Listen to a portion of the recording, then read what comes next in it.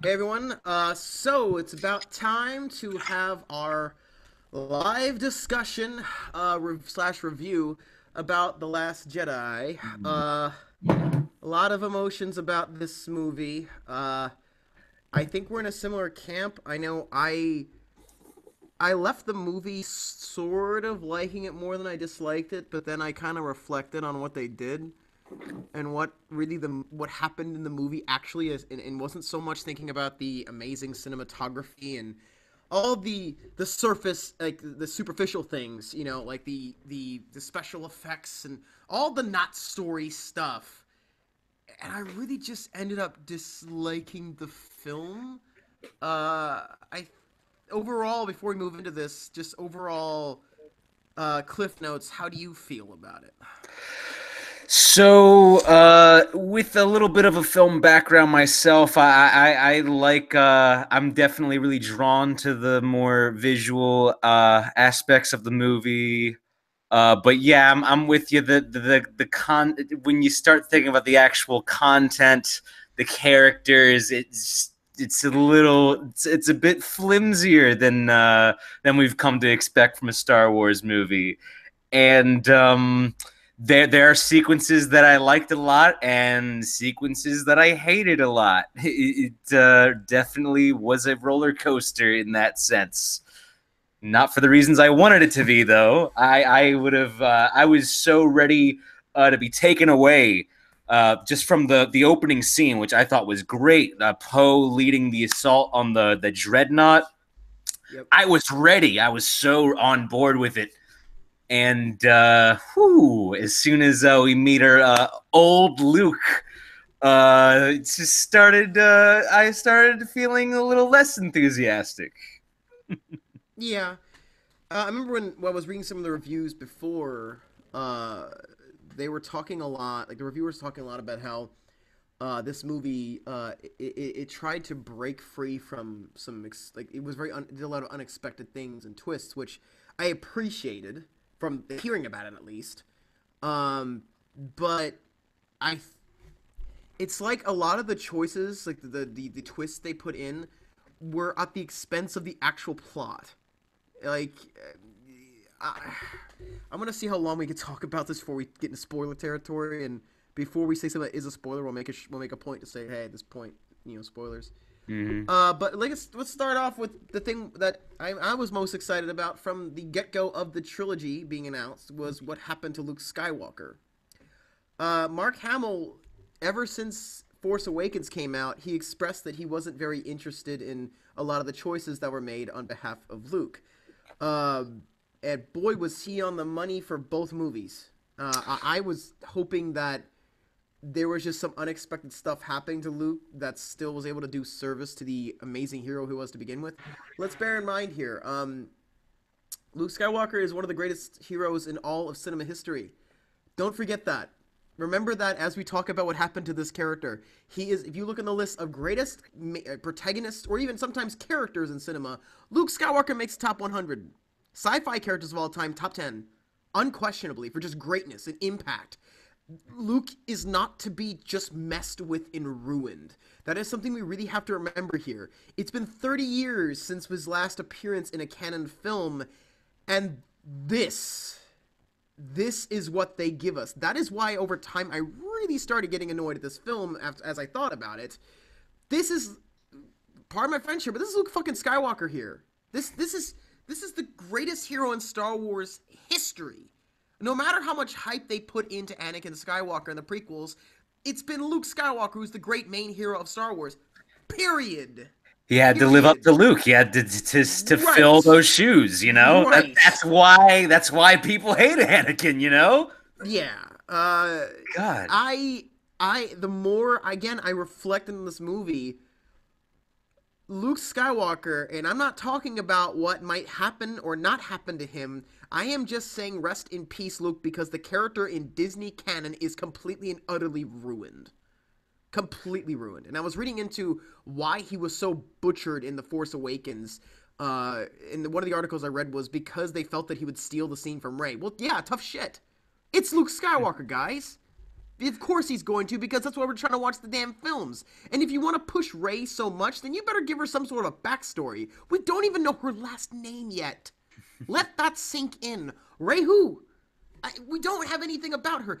Even though Anakin didn't even have a damn dad, we knew where he came from. We knew what made Anakin Anakin. Even when he was an obnoxious child on Tatooine, there was still something there. In this movie, there was a number of things, and forget. Let's just cut the nostalgia out here, because people are gonna complain and whine about how people are just haters and they're purists. Fine. Let's for a second assume that the reason this movie's making money has nothing to do with the prior films. Let's act like we're fucking idiots here and pretend that all the money it's making has nothing to do with the original trilogy. Fine. Let's just cut that out. All right. Let's look at the things that this movie should have accomplished in terms of the current new canon. Okay.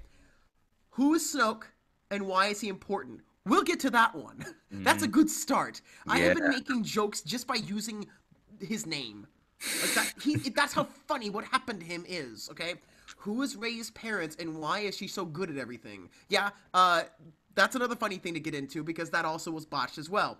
What makes the First Order such a big problem? Why are they big jerks? The Hosian Prime explosion in The Force Awakens didn't mean jack, because we didn't know who was on it or why it was important whatsoever. Again, for all we know, the people on that planet, maybe it was the remnants of the Empire, maybe it was a planet of rapists. We don't know. So where's the context to make them so bad, aside from they look like space Nazis and they look like space Nazis? That's pretty much the only reason we care. They're meanie heads, and they dress in dark colors, but they call themselves they call themselves not Sith, even though they do every single thing that showcases them being Sith, aside from down to the black robes, the red lightsaber crystals, which provide no tactical advantage whatsoever, other than just to say, hey, look, I'm a Sith.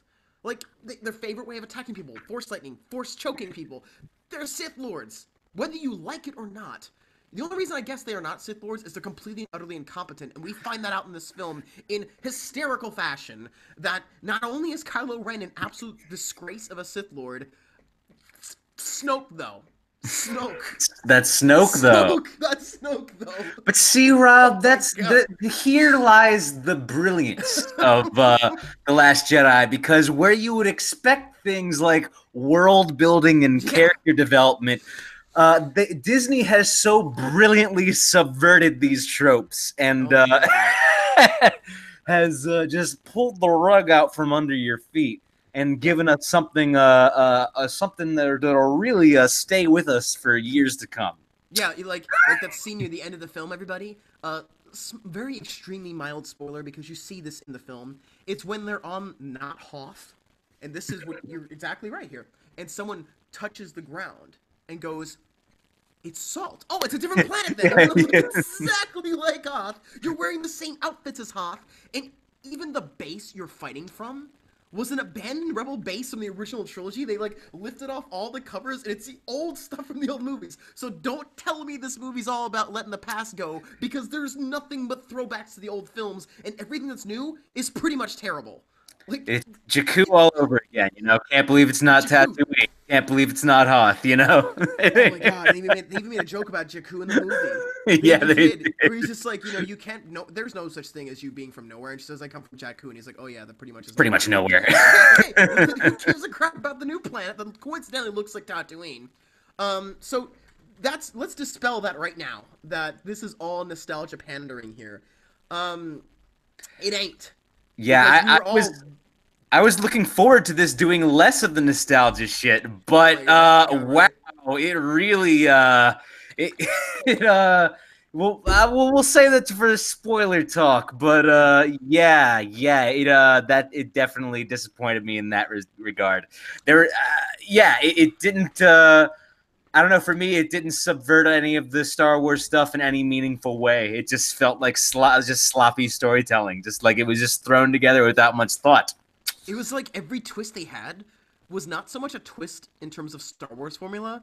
It was a twist in terms of actually writing a good story, and they're not twists at this point. It's just bad storytelling. I don't want to spoil it. Yeah, we're gonna spoil talk a little bit later. But they broke new ground, Keith, because the first movie took so much from A New Hope that in this one they did something completely different by taking it from 5 and 6. Like they took from two movies in this one, and But see, no, no, no. In the old movies, they disguised themselves as stormtroopers, okay? They didn't do that in this one. No, no, yeah, no. this is you're right about that one. Yeah, you're right. The Hoth battle was at the beginning of five, and the Hoth battle, complete with AT-ATs, AT-ATs, They were was beefier, though. They had big old gorilla and they arms. had the red eye things in the center, so they were Oh. meaner. That changes everything. They even had the trenches, but except this time they're under white sand and not snow. But they have the white Hoth outfits. But because it's sand, it's completely different. In the original movies, the ships were just really tiny, but in this one, they're really shitty. It's totally different. They're just falling apart. God. There's red. The red soil's getting everywhere. There's red. I'll give it visually again.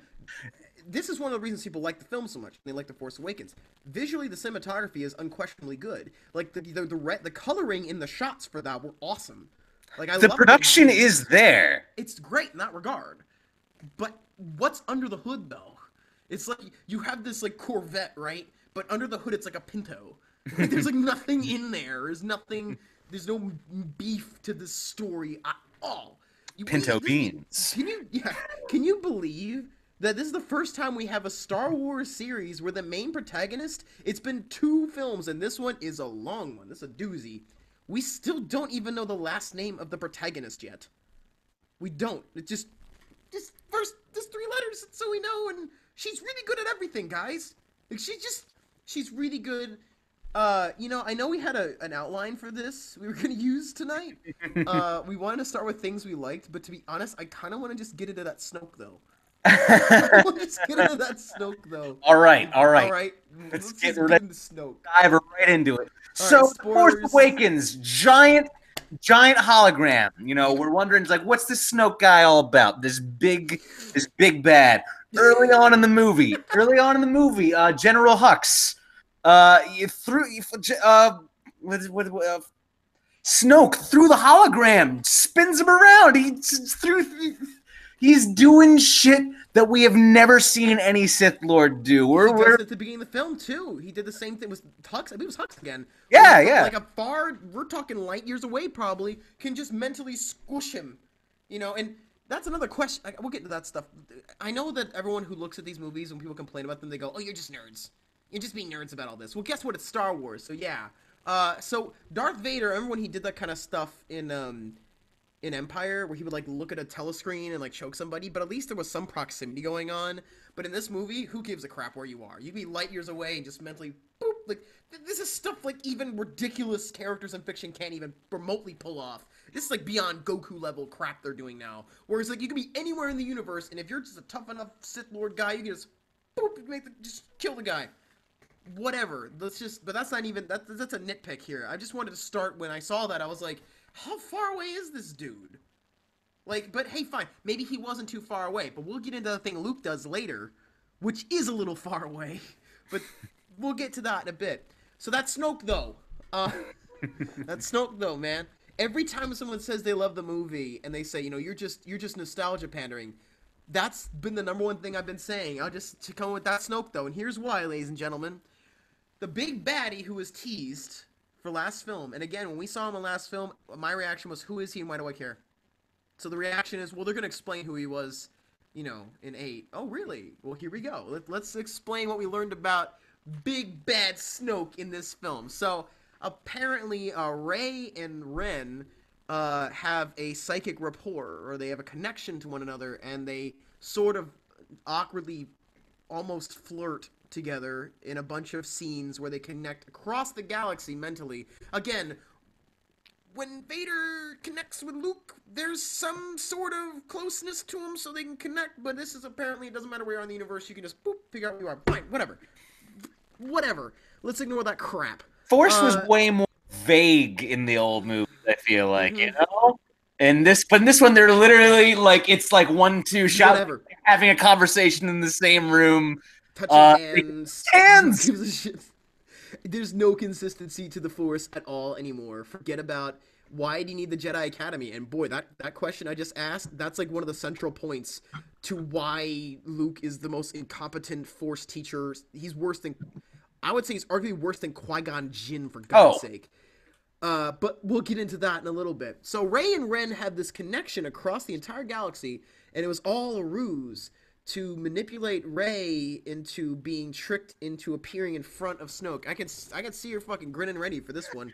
it was me. I It's bridged your I mind. bridged your minds, and so you're thinking that's kind of lazy, but whatever. So he apparently knew everything, and he's like this big savant, super evil Sith guy, and you're thinking, well, we're gonna learn about this dude. I hope this is not just franchise building, and they're not gonna explain who he is and off him right here in some cheap one-shot thing with a lightsaber in order for us to watch some stupid backstory movie they're gonna introduce a little bit later. Surely that's not gonna happen here. So as he's puffing his chest up about how great he is, as he's gonna make Kylo Ren kill Rey, he's like, I control everything. It's like the foreshadowing.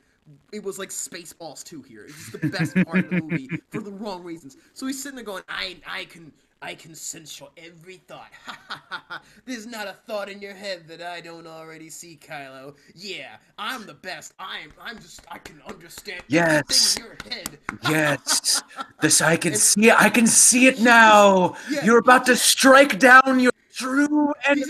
he's puffing up his Jedi muscles. Listen, there's nothing you can't fucking.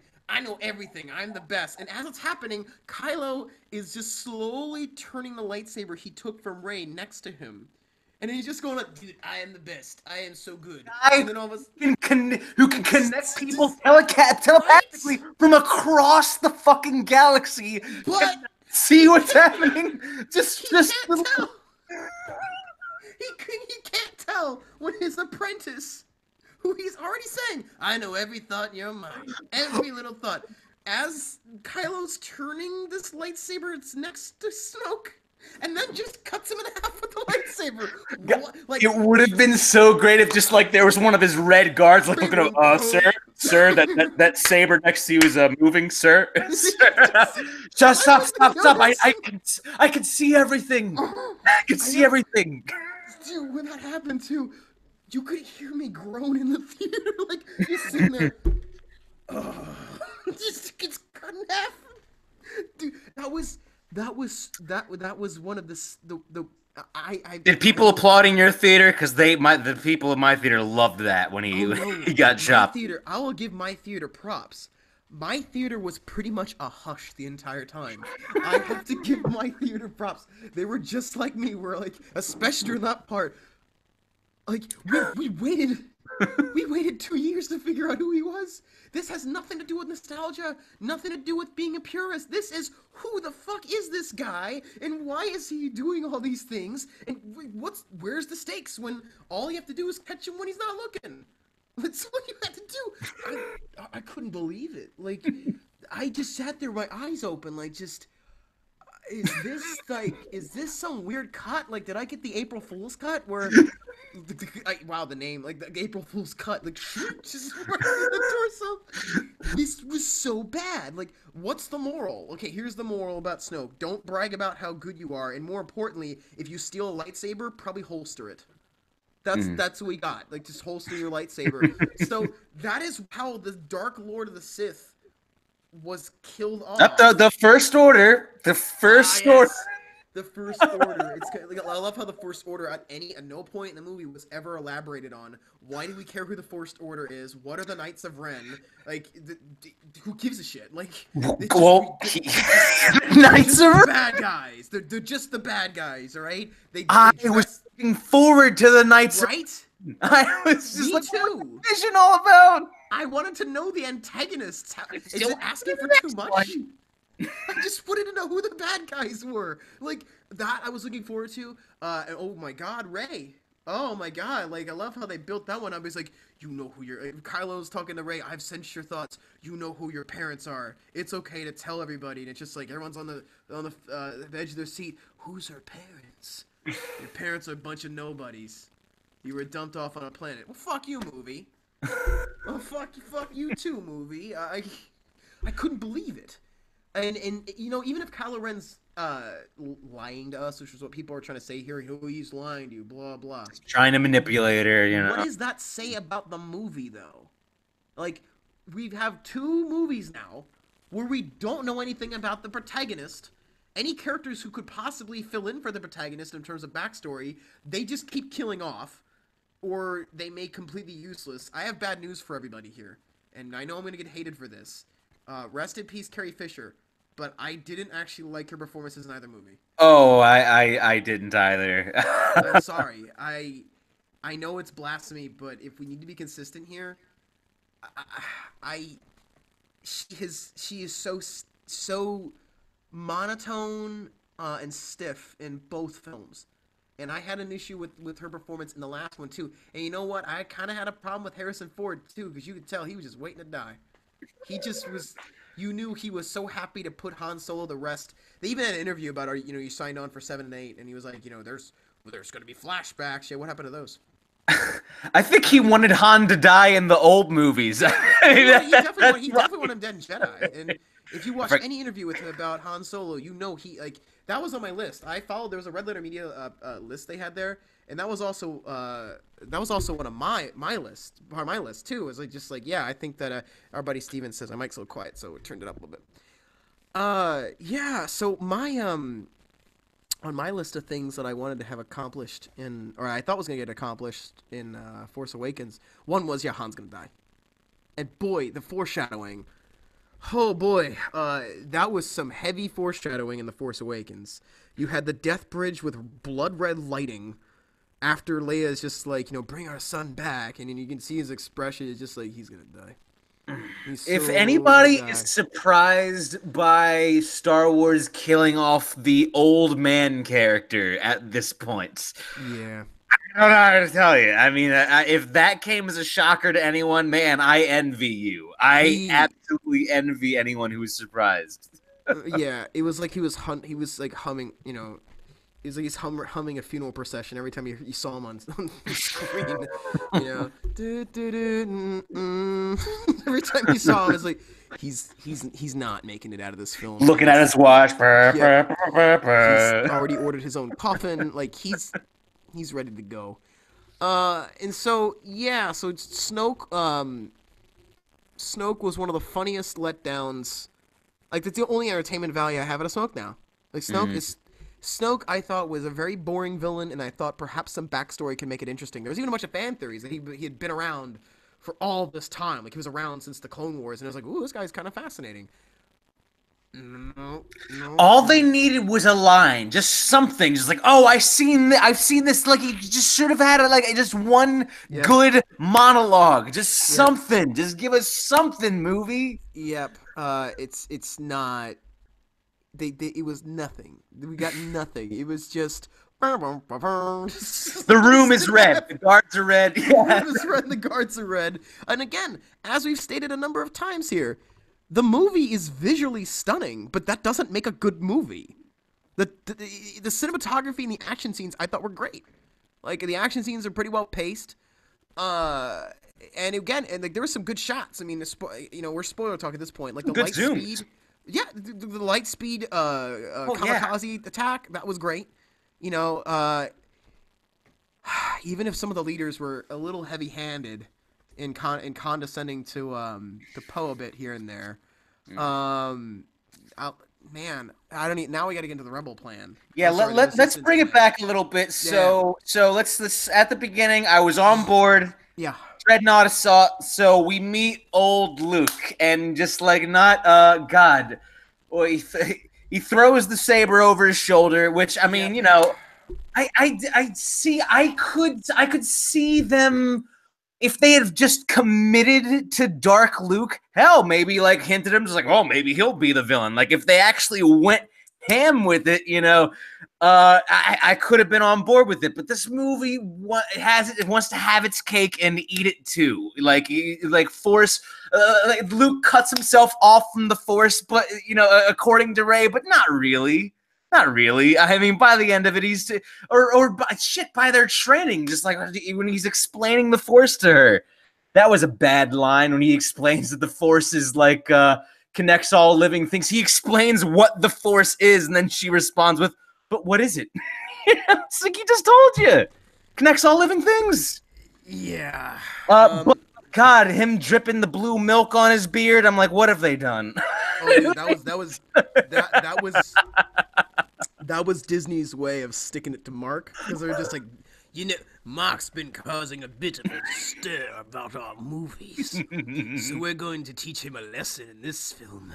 We're going to have him suck from the teat of some disgusting monster. Like, I saw that, I'm like, this is what you get, Mark, for having an opinion. That was just as bad as the thing that farted on Jar Jar. Yeah. Like that. It even looked like it had like the long snout. That's all that was there for, dude. It had nothing to do. It did nothing for the story. Rey was not visually grossed out. Like, it wasn't like Yoda, where like you could see Luke reacting to like the squalor that Yoda was in. This was just, take this, Mark. Take that. This, if you don't like what happened in our script, we're gonna throw this in there. Take that. That's all I saw it as. Debase yourself for our money. Yeah. Right. There was no reaction from Rey going, "Why do you live this way?" Nothing. It just was, "This is what we think of your precious Luke. And you damn well know he's not gonna make it out of this movie alive." And that's all I saw it as. I was like, yeah. Saw that, I'm like, he's gonna bite the bullet in this movie. They don't want to have Mark around for another film. Not if Mark has a pesky opinion. Like, that's all I saw. And I was like, if he went along with the program, Luke Skywalker would have survived the sequel trilogy. That's probably what I thought happened. It was because it was so. It was like you could tell, like when there was a final scene with Luke near the end there, it felt like the movie already ended. And by the time that showed up, it was just like Disney was like, "No, the board of directors, we need to kill off Luke Skywalker right now. We'll give him some sort of hero's death at the end there, but he won't even be there. It'll just be, a Jedi mind trick." Right. So we gotta make sure he dies a sort of. We're not even giving him a warrior's death. He just died meditating. Like, he was just so sad. This is Luke Skywalker. He ran all out of force. He's just all out of force. His mana just ran out, and that was it. And I don't even know where to begin about how that works in canon, being light years away and making. Didn't Luke and Kylo clash lightsabers during that fight or something? At least one time their lightsabers clashed. Right. It was a ghost. Like, I don't know where to begin. And then one guy he was like missing the point I was arguing with him earlier, and he's like, but how was Luke gonna get there, huh? They had to do that because Luke's ship was under the water. Yeah, they wrote it that way, guys. They wrote it so he had no way out. They put the X-Wing there to show you he had no way to get out of there. You don't get it, Rob. His goatee was darker, okay? You don't get it. Like, I at least wanted like some kind of aura around him, some kind of Super Saiyan shit, so he could really go out in a blaze of glory. Okay, yeah. Now that we're officially in spoilers, I'm just going to say Yoda did not make me happy. I was not happy to see Yoda, but he like caused this big thing of lightning to crash down and destroy the temples. Like, That's right. I guess we're That's right. That's not what ghosts do, right? Especially ones that are. Didn't Obi-Wan have to become one with the Force eventually? Like, and Yoda's been dead for how long now? I don't know. I don't know where to begin. So it was just a distraction. It was not a blaze of glory. I would have been fine with it if he just decimated their forces or something. But no, he just got tired, and then he just keeled over. In the wind. That's what Disney thinks about your favorite sci-fi hero, everybody. That's what Disney actually thinks. They couldn't give a shit less about Luke Skywalker. They care more about having an actor who has top billing they cannot fire that is causing too much of a ruckus by complaining about their films. They'd rather just off him, no matter how important he is. Like, the more I thought about, the more I just hated Disney for this. It's fearless, Robert. Yeah, right. It's bold of them to shit on Luke. Right. Destroy him. Yeah.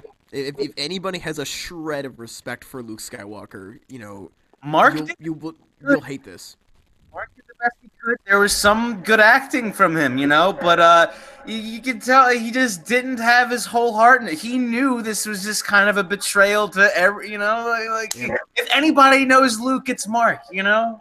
Everybody knows, and yeah, I just like I said, this movie just wants its cake and to eat it too. If they wanted like a crazier, darker Luke, one that is more apprehensive about the Force, I could be on board with that. But it's just so wishy washy with it.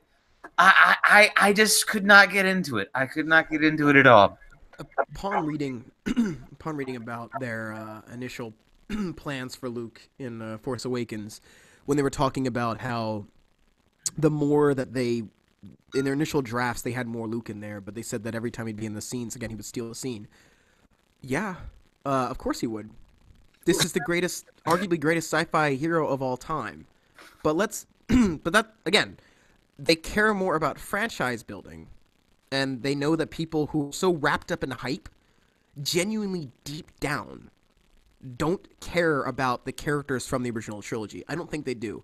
I think that they care about like the idea that they like Star Wars and being a part of this giant hype machine right now. Because again, I didn't care Han Solo got killed that much. Because I guess it made sense that someone who was always on the edge of, who's always flirting with disaster like the whole time, eventually would bite the dust. Fine. Even though that, even his character, they wrote away all of his excitement, his hope, all the things that built in his character in episodes 5 and 6. They wrote that away. Fine. If you're a Han Solo fan, I don't see you really respecting The Force Awakens. But let's, again, get into the main protagonist of one of the greatest trilogies of all time, one of the greatest science fiction stories to ever exist, one of the greatest heroes in cinema history, Luke Skywalker. And this is and this is what they do to him. And then again, here's maybe why Luke Skywalker steals the scenes if they were to create that version, the initial version of Force Awakens. It's because you have an uninteresting, completely bland protagonist who has no stakes whenever she does anything because she's able to accomplish anything at will with zero training, and she left this movie with zero training. Still, even if Luke didn't have very much, and you know what? He paid the price for it. Episode 5 proved that he needed to work harder on his abilities. That was the point of that battle. He wasn't ready yet. Name any battle that Rey has lost yet. You can't. None. As a result, she will not build from any of her failures. Name a failure of Rey's. Parents. Exactly. This is why I have such a problem with this series. As a child, man, I loved Star Wars. I remember going to the Star Wars Smithsonian exhibit around the time of the re-release in the 90s. Like, the Young Jedi Knights books, all this stuff. One of the things the EU got right, and there's a lot of the EU didn't get right, I admit. But one of the things they get right, is the fact that Luke Skywalker's important, damn it. Like, to the Star Wars saga, Luke Skywalker actually means something. He has meant something for over 30 years at this point. You want to mess with Anakin Skywalker? Fine. Like, I am happy to admit that the prequels, and to some degree at the end of it, Return of the Jedi, overhyped Anakin. Fine. They obsessed about him a bit too much, sure. And it's like, when the prequels were hot, they did everything they could to, like, avoid Luke ever existing. Have you noticed that? Like in terms of merchandising, everything. It was just like, oh, Luke, no, let's not talk about Luke very much. I never understood that. And now they're doing the same crap in Star Wars. Is it because of Mark Hamill's just not controllable enough? Is that what it is? Whatever it is, he is your original protagonist. Start treating him like it. Whether you guys like it or not, again, Luke is a very, very specifically important sci-fi character. He is one of the reasons your entire saga worked. And to minimize him, like, they couldn't even go one way or the other, as you said earlier, I agree with. If he goes, and even Mark Hamill said the idea of him going evil was pretty cool. They did that in EU as well. Yeah. Yes. Going one way or the other to make him more important and more of a solid character, not this wishy-washy, mopey, pathetic shadow of who he used to be. Go away! Go! Right. Telling Rey to go away! Right. That's not our Luke Skywalker. That's not the Luke Skywalker that blew up the Death Star. It's not the Luke Skywalker that went toe-to-toe with Darth Vader twice. You know, all of the stuff that he did. And again, he did it after failure after failure after failure. We related to him because of his failures and the fact that we knew where he came from. And even with the prequels having their giant host of problems, we also knew where Anakin came from for whatever it was worth. He came from dirt. And that's what makes these guys relatable. Rey, I guess, we don't even know. For all we know, like... We don't know. You know, people can say what they want about Hayden Christensen, but, you know, the character development is there. Yep. There totally is character development there. And in this one, what exactly is Rey's motivation to be a Jedi? Because it's the right thing to do? Why?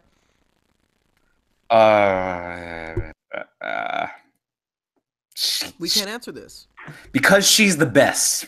Right, because she's the best. She's the fucking Neil Breen of Jedis. She really is. She's the Neil Breen of Jedis. Ugly and she cries. That's right. She cried when this old man, who apparently was some sort of a legend in the galaxy, who she knew for maybe a day or two, died on the death bridge because he walked into a lightsaber. And then she ran up to Leia, the mother of his children, ran up to Leia. She hugs him while Chewbacca, his life friend, best friend in the whole galaxy, who's been there with him through thick and thin, just walks away. We haven't even seen Chewbacca grieve at all. You know, the team that we grew to love in the trilogy, I get Disney is trying to say, like, oh yeah, we don't want them to take the spotlight. Well, tough shit. This is what you get when you make a sequel trilogy involving the original cast. Why have Chewie express emotions when he could bond with the Porgs? Oh my god, right? This is what you guys are signing up for, Disney. On a spit, he's about to bite into the Porg, and everyone's either giving him the sad eyes, and he decides not to eat the Porg. In fact, he makes the Porg his co-pilot. And I guess he's just gonna starve. Oh my god, that I really was not feeling that climax at all. Flying around, Rey flying around the Millennium Falcon. Oh, this is fun. I like this. I like this. Yep. Porg going up against the window. Oh my god, man. Better pilot than Han Solo. Better Jedi than Luke. Don't forget they had the little fight with sticks, and she got the better of Luke Skywalker. Fuck you, movie. Yeah. Fuck you, movie. I know that she's no. Can you imagine if that happened with Yoda? Did at any point Yoda ever express that he was gonna get owned by Luke Skywalker? No, because it's Yoda. It's his master. That's the point of having a master. I've never been this. God, I didn't expect to get so irritated in this review. He was no master in this. That's it. No, not at all. So she's a better pilot than Han, better lightsaber duelist than Kylo Ren, and if things in the story are telling the truth, which at this point, who knows? And if that's remotely true, she came from nowhere. The Skywalker lineage means nothing at all. It means jack. She defeats Kylo Ren in lightsaber combat. But he was wounded, you see, because he was upset that he killed his father. And God, I wish I could get like some sort of video where they interview Dooku or Sidious about like, well, you know, but he you know, but this Sith Lord was upset that he killed his father. Cuts to Sidious, you know, well, I killed my father too. He didn't see me. Well, I killed my father too. Like, what's the big deal? Like, you know, who cares? So. You know, he got shot with a blaster, which, by the way, he's supposed to be like the new Dark Lord of the Sith. I don't care if he calls himself something else, but that's what he is. It's because Chewbacca's just chilling there, and, you know, he's not going to expect his life friend or whatever to fire a gun at him. Like, okay, it's great tactical. You know, he's not able to figure that out when he kills Han Solo, but he can somehow outsmart Snoke. I don't get it. That Luke was not galvanized at all by his brother-in-law's death really bothered me. He just said, where's Han? That's it. Yep. That's it. Where's Han? For someone that's so bitter about everything that threw his old lightsaber away, he sure got excited about R2. Yeah. He wasn't consistent. He's just like, oh, R2. Wait. Where's all? You're excited. Wait, it's Luke for a second here. You didn't give a shit the same guy. Chewie. You didn't give a shit about Chewie at all, but R2, he's my boy. He's my robot. He's my device boy. He had the hologram in there, man. Remember the Leia? Remember how Obi-Wan Kenobi? You're my only hope. Right. He's like, Remember? that's a low blow. Remember? Yeah. Remember? Remember? But hey, this movie's not about callbacks. This movie's not No, about no, no, callbacks at no. all. Not at No. all. He throws out the rule book. This has nothing to do with the Nothing to old do. Star Wars. So, and I love how like they're just like, well, the Palpatine got sheep shotted in Jedi, so we got to do that early. And now Kylo Ren, someone that can you list all the victories Kylo Ren has had in like any sort of a battle over the last few movies? How's his track No. record looking? He's Sheep shot. So I'm talking. Yeah. So here we go. So he's lost. He almost lost to those Red Guards. Actually, right. he struggled against them. There's a Dark Lord of the Sith apparently. Yeah, Dark Lord of the Sith. The guards were way more formidable than Snoke. So he almost loses to them with Rey, the end all be all Jedi, backing him up. Loses to Finn and Rey in a forest after stupidly getting himself shot with a bowcaster by the best friend of the guy he just murked. So he has probably the most pitiable record of any Sith Lord. Almost any of them. And now he's apparently the big baddie. So this is going to be the big bad guy for the next movie. Not to mention the fact that they have heavily implied in this movie that he's going to turn to the light side. So where are the stakes again? Why should I care about the First Order specifically now that Snoke has just been cheap-shotted? That we've lost our big final boss because, again, there is so much foreshadowing that Kylo Ren's going to turn to the light side that I just don't give a shit about him being the leader. I don't, because we know he's going to turn good, or if he doesn't turn good, again, Rey hasn't been trained at all, but she didn't need to be trained because she was still enough to beat Kylo Ren. Even Snoke berated him about that. It was like I was talking to him as Snoke almost. I feel like I wrote that line, you lost to somebody who had no training, right, dude? Right? Like, he completely was right about that comment. But see, Rob, it's gonna be great when Kylo turns to the light side because, as was said in the movie, you win by saving those you love, not fighting those you hate. Yep, and then they talked about how Rey, she's Bad. probably gonna turn to the dark side. Oh, God. Yes. Okay, yes, we gotta talk about Rey. Rey Yeah. going into the pit. Yep. That was dumb as hell. It had no bearing on anything. Yep. They said, find out who your parents are, and she just looks at her reflection. So is she mom, dad? I don't know. But that made no sense at all, and that might have made less sense than that stupid Thor scene in Age of Ultron in the lake. Right? That was a dumb scene too. Yes. I don't know. Are we gonna fight? Is she gonna fight like mirror version of herself in the next one? Like I don't. So my guess is maybe Kylo becomes the hero in the next one, even though he was complicit in blowing up Hosian Prime. So I guess who gives a shit about the Hosian Prime people?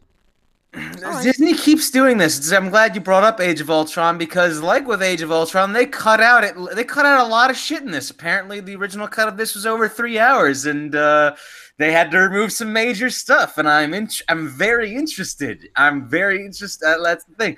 Like, if the Blu-rays got some deleted scenes, I would love to revisit this. I would love to go back and see what was cut, if there's anything to make it more cohesive, because that was exactly what happened with Age of Ultron. Yep. Man.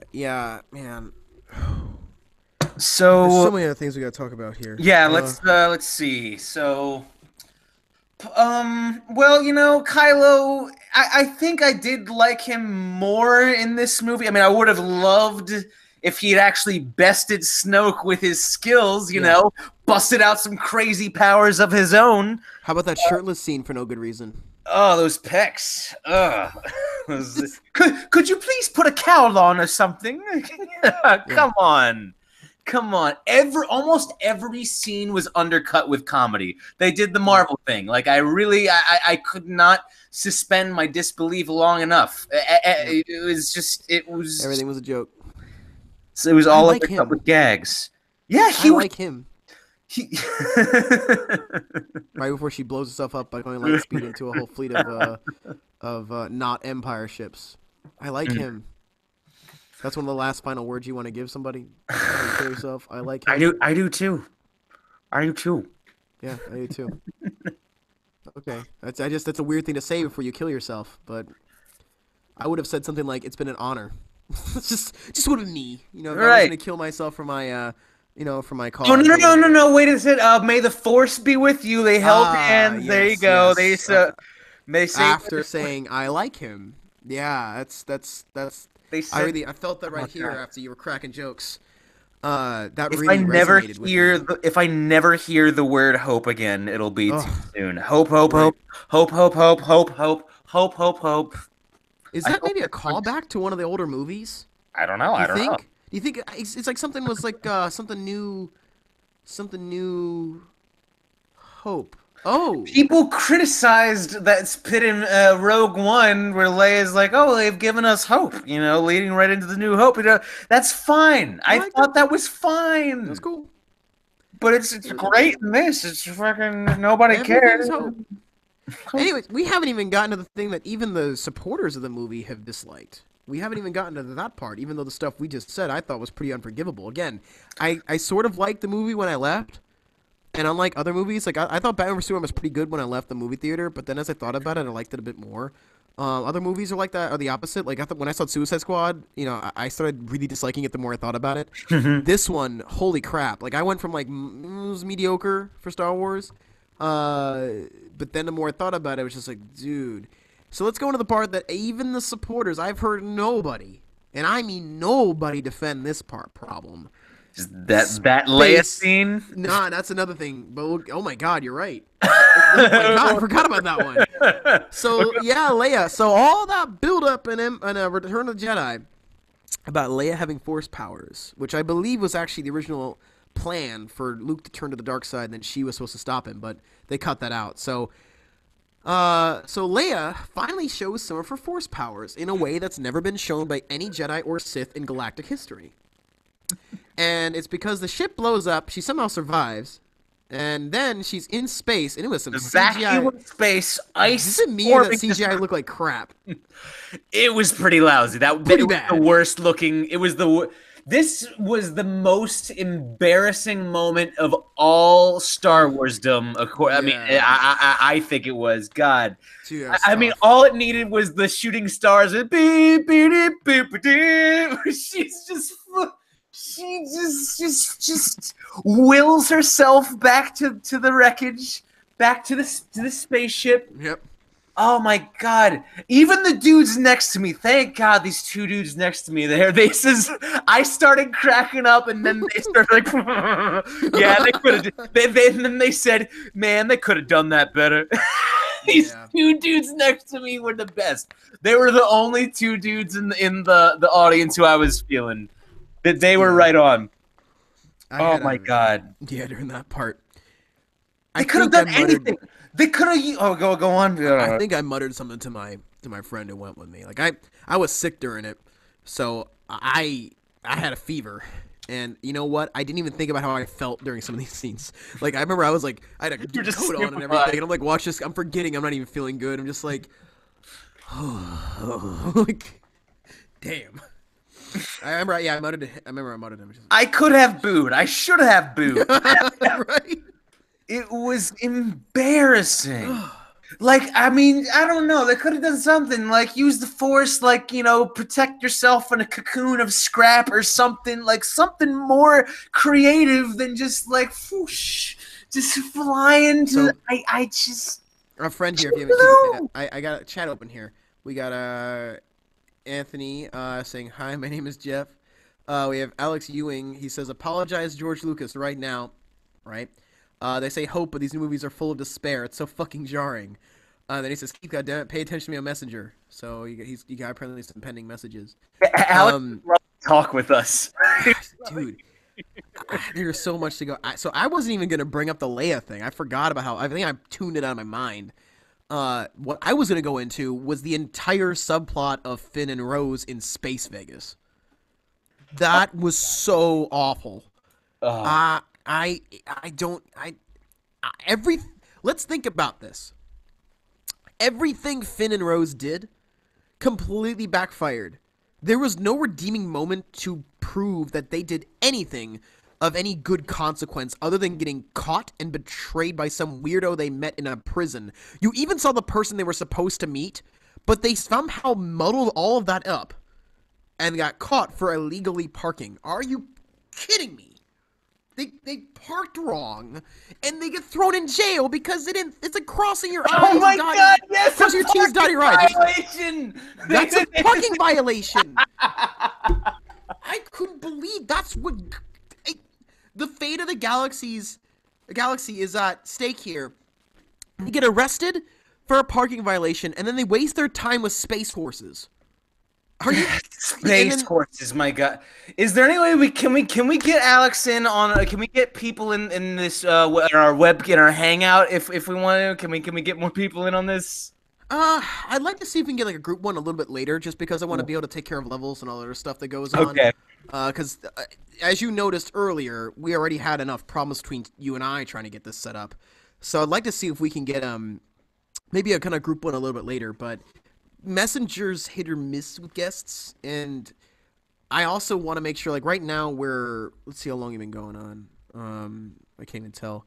We're about, wow, we're almost an hour in right now. So, man, we're just getting into it. Yeah. so space horses, space big ear. Were they called big ears? Was that what they were? I don't know. Oh my God! I hated Casino World. I had trouble bringing that up earlier. Like that's why I was like, I said crossing my T's and stuff. Like I couldn't even think straight, trying to point out how or something hit my eyes or whatever. I was like, I still have trouble like comprehending. These movies are supposed to tell us they're not the prequels, but yet that was something straight out of the prequels. Like this is some Episode 2 Space Venice shit. Like that was worse than Space Venice. They had space tuxedos. They had space roulette tables. Before we get into it, so what about the cameo from our favorite Maz coming in on the hologram? Oh my God, man. Who is she? Why do we care? Pew, pew, pew, pew, pew. Oh, I mean, it was the. Why? Like, was she established as being some sort of intergalactic badass? I don't remember this. It's just we gotta have her doing something really cool in the background. It's a story for another time. Oh my God, right? Oh my God, it's like one of the best parts of Force Awakens for all the wrong reasons. It's a story for another time. Oh, you mean Episode 8? Yeah, fuck that. None of it was explained. And even in this one, it's a story for another time. Well, now that lightsaber, by the way, has been destroyed. So what about that story, by the way? Is this the part where you tell us? Oh, God, the tug of war with the fucking lightsaber, man. See, like, I liked that throne room scene, but just, it was, yeah, when they're just tugging on the lightsaber and blew up, that was stupid as all hell. But we're getting ahead. So, Casino World. Shitty knockoff Cantina music. John Williams, did he do the score for this? I don't know. Embarrassed, man. There was no new memorable music in this. There is none at all. They overused the old music so much. So much. It meant nothing. Yep. Wow.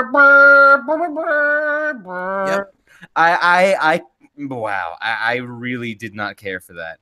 Right. So, yeah. What was the point of even finding the guy with the red thing on his lapel? All they had to do was get thrown in jail, and he was coincidentally in the same cell. This nameless who ended up betraying them. Yes. Who ended up betraying them. He was sleepwalking through his performance. His eyes are half open. You're wrong. Maybe I am. Maybe. Oh, my God, man. What a waste. Yep. Who was that actor? I'm trying to think of his name. Benicio del Toro. No. I'm talking about the guy that Red Letter Media talks about all the time. That one actor. He was like Cameron Mitchell in his sci-fi stuff. Like where Cameron Mitchell, like you can tell he's wasted the entire performance, and he's only like, it's like a Cameron Mitchell performance. Wow. Like it's like you know, he'll do it, but he's got to get real drunk to do the role. Like to do this kind of fucking role, you know, maybe they're good, maybe they're bad. Oh, okay. Who are you again? So, number 3. We're getting into this. So before we go, I want to say real quick, Alex wanted me to bring up, getting back to that, that scene where Laura Dern, purple-haired Laura Dern, kamikazes herself. Admittedly very cool, but let me bring up, because Alex had this very brilliant rewrite. So here we go. Laura Dern's character should have just been Admiral Akbar instead, especially with the sacrifice. Imagine it. Akbar turns his ship slowly towards the First Order. The First Order captain realizes what's about to happen. The officer says, "Sir, why is that ship turning?" The captain braces for impact with his final words, "It's a trap." And then Akbar, Oh my God, right? blaze of glory. That's great. Day. It would have been the best moment in the whole fucking movie. Instead of killing Akbar off screen. Off screen. Oh, like, come on. What was the point of even having him in there? Right. Insane. Because it's you gotta let the past die, Keith. You gotta let the past die, no matter if the plot is completely stealing from older movies. But it's just the characters you gotta let them die. You gotta also have Puppet Yoda, who looks like fucking shit. But he's a puppet, though. He's a puppet, though. But he's a puppet, though. That makes it all different. Like, he's a puppet, though. Right? Young Skywalker. And he apparently has the power to blow up some giant... Oh, by the way... Apparently Rey took the Jedi tech. Right, I was going to bring that up, too. So Didn't what even was matter. they page shooters, they were not. No. Well, apparently they are, because she has them now. So what was the point of that? Any meeting that could have had was undone. Right. If that turned out... wow. It's sad. The Force Awakens, I thought, was a soulless cash grab of a bunch of nostalgia moments with characters we don't care about, with no stakes whatsoever, following a very by-the-numbers plot, but this is the superior movie in the trilogy so far. How did this happen? How? Yeah, the Last Jedi looks better because specifically they had a lot of shots that looked really cool. But then we had like, you know, to be honest, I was rooting for Rose to get just taken out by the enemy. Like I just wanted her off the screen as soon as possible. All the shit with her and Finn, like when they were finishing each other's sentences right when they met, I was like, just kill me now. Just fucking kill me now. Yeah. I thought it was a little weird that the Asian characters had a little pendant that kind of looked like a yin yang. Oh my God, I didn't realize that. You're right. Oh my God. Kind of weird. I thought that was a little weird. Oh, I didn't. You're right. They totally had a yin and yang necklace. Oh my God, Star Wars. That's terrible. Oh, yeah. She sucked. Finn sucked. Let's talk about Phasma. Almost. I liked Finn in the first one. Yeah. Oh, Phasma. Yeah. You want to talk about Phasma? Everyone who is looking forward is like, oh, Phasma. She's gonna be so much better in 8. She's gonna be so much better in 8. Just you wait. Hey, Chrome Dome. And not to mention the fact that they revealed he was a janitor before she got killed. Like I just saw that, I was like, what? With a cheap shot too. Hey, bam. Yeah. So Finn's only reason to go through all of that trouble was to somehow to get arrested and to get lucky enough that before he got executed, he managed to kill Phasma on a ship she would have died on anyways. What's the point? Yeah. She would have bit the dust anyways. Man, the more I think about this movie, the more I hate it. The more I think about it, there was no... Finn and Rose did absolutely, completely nothing to help the plot. Name any part of that plan that helped the rebels. I'm sorry, the resistance, because it's completely different, even though these are the same bases they used from the earlier movies. It's the same She stuff. gave the kid the dumbass decoder ring. Look, we're rebels. Yeah. Look. And then he was playing around with the toys at the end, sweeping up the floor, because that's important. Because that kid, he's gonna mean something in the next trilogy because they're franchise building. That's what that was. Because Luke, legends matter. The boy playing with the Luke figure, it's like us. It's like the movie is talking directly to us, Because after this is over with, we have to somehow establish that we're going to make another sequel trilogy. And so we have to leave little Easter eggs. I'm sure he's going to be a character in the prequel trilogy. I'm sorry, the prequel trilogy.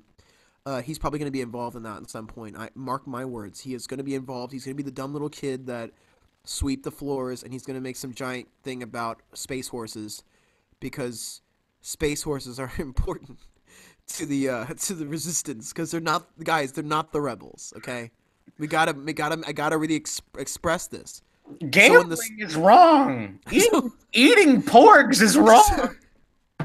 Alex Ewing, that kid is gonna turn to the greatest janitor the galaxy's ever seen, right, man? I mean, dude, I guess Finn had to go to janitor school to learn those slick moves that he used to kill the great Captain Phasma. And by the way, she's got special armor that can deflect blaster bolts. Why doesn't everyone else have that armor? Because I mean, if we want to nitpick this, they got the money to make a planet-sized Death Star. They blew their whole budget on that, I guess. All of it's in there. Instead of making forces that are impervious to the one weapon that the rebels use all the time. That just seems like a design flaw. But anyways, let's forget that problem. That for the first time, Stormtrooper armor actually did something. They couldn't give it to everybody else. They had to give it to Captain Phasma, someone who's so useless that the janitor took her out 2 times. The Stormtroopers were good in Force Awakens. I'll give the Force Awakens that. It gave good Stormtrooper content. And, this one was just a lot of wasted potential. I think that's why this one hurts more. It's because the Force Awakens. We said it it felt like it was like this is a trailer for Episode 8, and as it turns out, it's just a trailer for Episode 9. It was a trailer for the trailer. So guys, don't forget everybody, because you're gonna hear this a lot from people that defend the film because they pretty much just fall into hype traps all the time, and they love hype, and they think good cinematography makes a good film and special effects make a good film. They're gonna keep saying that the reason we don't like this is we're nostalgia junkies. So bear in mind that all of the major plot points that are like everything they do in these movies are either lifted from the original films, and the only thing that's old they quote-unquote get rid of are just killing off and ruining older characters. However, one of the major concerns we have about these movies is the fact that the new characters have no depth to them. There's nothing about these characters that's remotely interesting. Rey comes from a desert planet and has some sort of problem with her parents, of which we are never told in 2 films. We don't even know her last name yet.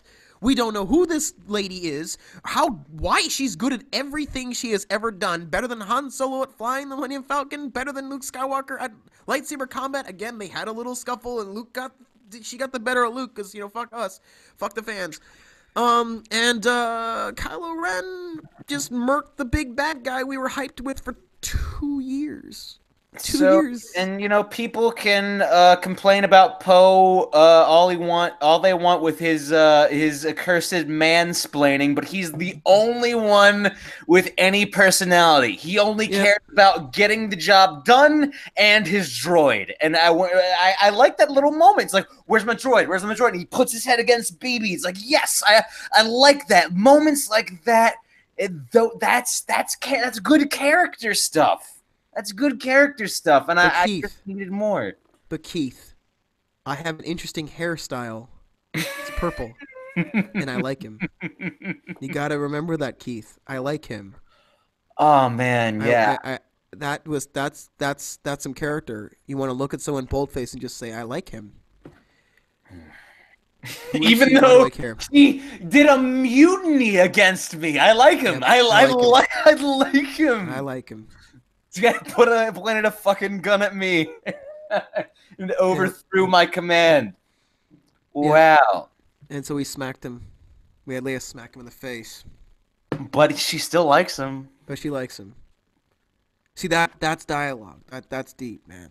That's the thing. Like, all the shit about, this being the condemnation against mansplaining or whatever, they needed to commit. Leia needed to say, yeah, I fucking knew it. I knew better. He was these scrubs, Finn, Poe, they don't know what the fuck they're talking about. Look at the mess they put us in. Like, let Carrie be the boss, but no, she's just God. She's just God. She shows, rest in peace, Carrie Fisher, but that doesn't change the fact that her performance in both these films are, God, people are gonna hate me. Get ready for the downvotes. They're completely devoid of any range whatsoever. Even when Han Solo died. maybe it's not her fault. Maybe it's maybe it's bad scripts. Bad you direction. can talk about the bad. Yeah. Yeah, maybe she did her best. That. Yeah. But it doesn't change the fact that her acting in both these films was completely soulless and wooden. Han Solo dies, and she looks mildly bothered. Luke Skywalker sacrifices himself and dies. Did we even watch her grieve this time? No, no, we didn't even watch her grieve.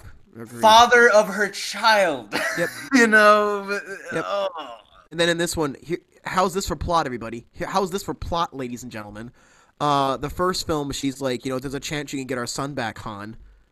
There's still good in him, I can tell. In this film, when Luke goes, I'm sorry about your son, Leia, she goes, I know. Pretty much says there's no hope for him. We have to stop him. So that lapse in judgment, Leia, is why Han is dead.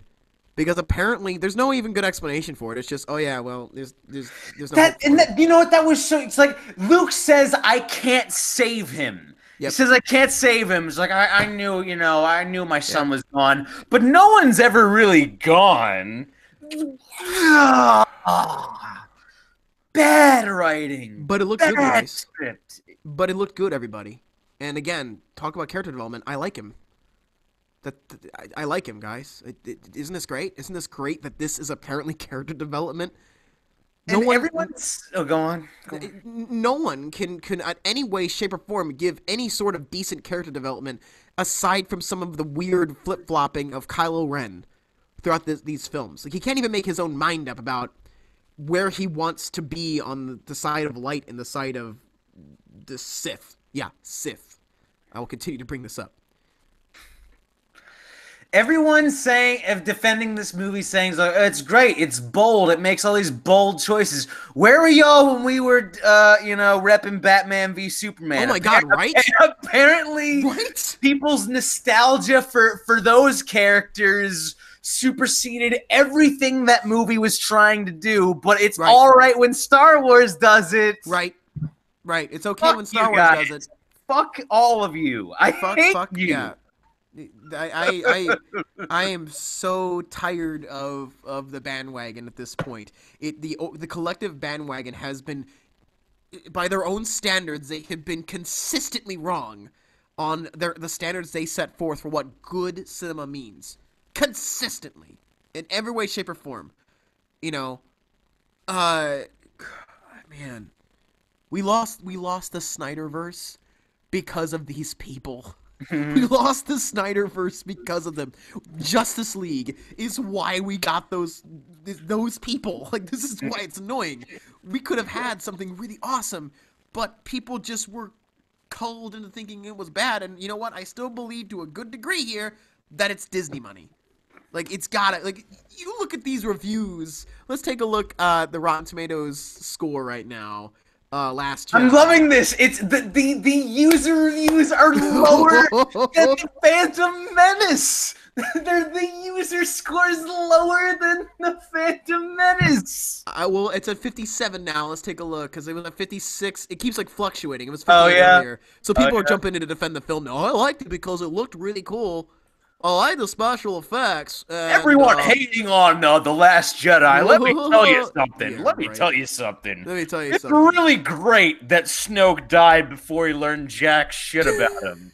It's really great that Snoke did fucking nothing. It's really great that Luke died because he ran out of fucking batteries. Mana. All right, let's start with the Revenge of the Sith. Revenge of the Sith, 65% audience score, beating out The Last Jedi, because they love Rotten Tomatoes so much. They're precious Rotten Tomatoes. It's just the end all be all. So fine, let's take a look. Let's keep going. Serve it right back to him. Right back in your face. Let's take a look. But 93, guys, 93. It's clearly one of the best. Hold on, I'm getting a lot of pop-up ads right now. Phantom Menace. One moment. So 57 is what Last Jedi is currently at. 59% Phantom Menace. So you're right. 57% Attack of the Clones. So it's it's tied with Attack of the Clones. Ooh. Okay. Attack of the Clones at 66%. I don't even know if I could give that 66, but you know what? 50. All right, but it's tied with Attack of the Clones. Yes, Jango Fett wasn't that bad. Jango Fett wasn't that bad. It wouldn't have seen everybody swinging their lightsabers at the Coliseum or whatever. That wasn't that bad. Cool. Yeah, it was pretty cool. You know, it had moments that I will remember. And to be fair, there are still scenes in The Last Jedi that I like. There are still performances, like Oscar Isaac is doing his best. Adam Driver is doing his best. Yeah. Mark Hamill, there's some I didn't hate this movie, but they had the perfect opportunity to do something so much more. But I'm starting to hate it. It felt like well, I hate it. I'm starting to hate it because it just kind of felt like a half measure. Again, it just wanted its cake and ate it too. It panders to the nostalgia, and at the same time, it throws the shit right out the window. Everything you loved about Luke, gone. Everything you loved about villains, gone. It's just all trash now. It's fine. God, make way for Rey.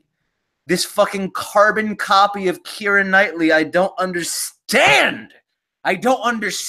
why people like Rey. I despise Rey. Because, again, when I've talked about my problems with Rey, people always say, well, you don't like the fact that it's a girl protagonist. That's funny because I have championed Rogue One ever since it came out. I have enjoyed Rogue One. I thought it was a good film. I thought it was way better than Force Awakens. But you know what? I was with it, and to be fair, it had less to tackle than this one. This is the middle chapter in this new trilogy. Rogue One just had to, it's a prequel to, New Hope. It had just setting up the plans of the Death Star, all that shit. But you know what? Man, people hate on it a lot, and sure, it doesn't have the same heart as the typical Star Wars movie. That's why it's called Rogue One, a Star Wars story. It's not a goddamn Star Wars episode. I like the movie. I like, war breaking out. I love the destruction. The second in command, the dude with the cool pimp cape. I like. Oh man, he knew how to dress. I forgot his name, but I remember it for a while. At all, though. He wasn't bad at all. He's better than Hux. I don't get Hux. He's just this German. He's a ginger. He's also fucking God. The shit what he was yelling in fucking Krennic. Wilson Krennic. That dude was the flyest bad guy since Dooku. That dude was cool. He's pimped out. Hux, that shit he was yelling before the Star Killer cannon blasted the Helios system. My God, could they have been any more on the nose? They could have showed footage of fucking World War II. Oh my God! They even did a salute. Yes, oh my God, it was awful. Like I slumped into my seat during that part. Like I just oh. At least in this one, Hux was pretty good comic relief. I'll give him that. But the thing is, the dude is giving his all. He's probably, out of everyone, he's putting his heart into this performance, the guy playing Hux. And he's just comic relief. He's just a little bitch. When Kylo's like, focus all your fire, fire now. And he just repeats the same thing. Fire. Yeah.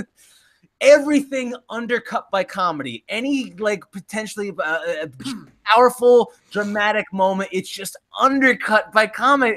It's doing the Marvel thing. Doing the fucking Marvel thing. Yep. But hey, man, we're just nostalgia junkies. We gotta keep saying that, because the moment that is dispelled, people's vision of this movie, the whole illusion is destroyed. And they have to come to the realization that we've waited this long, and we actually might have not gotten good Star Wars movies. And that terrifies them. That they hold so much onto these films that, oh my God, they might not be great. I've got no love for Star Wars. I honestly, I kind of like Revenge of the Sith. I'll go out of all of them. I'll go back to that one just because the dude playing Palpatine, he fucking crushes it. He crushes it. It was so fun. It was so fun. He absolutely crushes it. It's treason. It was so good. It's got personality. Except, what about Snoke, though? I can read your every thought. Every thought. I can see it now. Yes, you're holding the lightsaber. Yes, you're about to strike down your true enemy. Could they have been any more on the fucking nose? No, it's just anyone. You would never want to betray me in any way. Lightsaber. You wouldn't do anything to go Sir, up against me. sir, the lights. So Sir, that's what we learned. We learned if you steal a lightsaber, follow General Grievous's example and holster them. There you go. Grievous got it right. Grievous wasn't that bad. You know, he had a bad cough, but he was kind of cool. Yeah, it just General Grievous a little higher than Snoke, because we don't know the range of Snoke's powers. We know nothing about him, and we won't. Grievous had 4 lightsabers. Suck my. I'm sorry. I'm a little. Yeah, to watch this movie, I wouldn't be surprised. Yes. Talk about this film. God, next if I revisit this movie, I will have to bring a flask. That is for damn sure. I'll probably watch it again because the crowd I was with was kind of annoying and also was. Sick, so I want to see it again 100%. But oh boy. Yeah, we should see it again. We'll bring in more people. We'll have some more hearsay, some more conflicting opinions. Let me see, what else can we get into?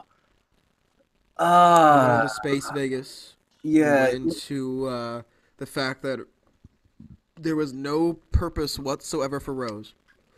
No purpose for Rey flirting with the dark side, or how Finn, who was actually gonna stop that cannon and do something useful for a change. Oh in the movie. my god! Oh my god! Yeah, she got in the way because she loves him. But oh my god, we have a relationship in this movie. Not really though. It can't even commit to that. No feelings. I know. It was we like each other because we did stuff. Come on, man. Like I would have been fine if he just like fine, he couldn't make it happen with Rey, but you know what, fine, That's right. That's right. It's all gonna be platonic. Yeah, everything's platonic.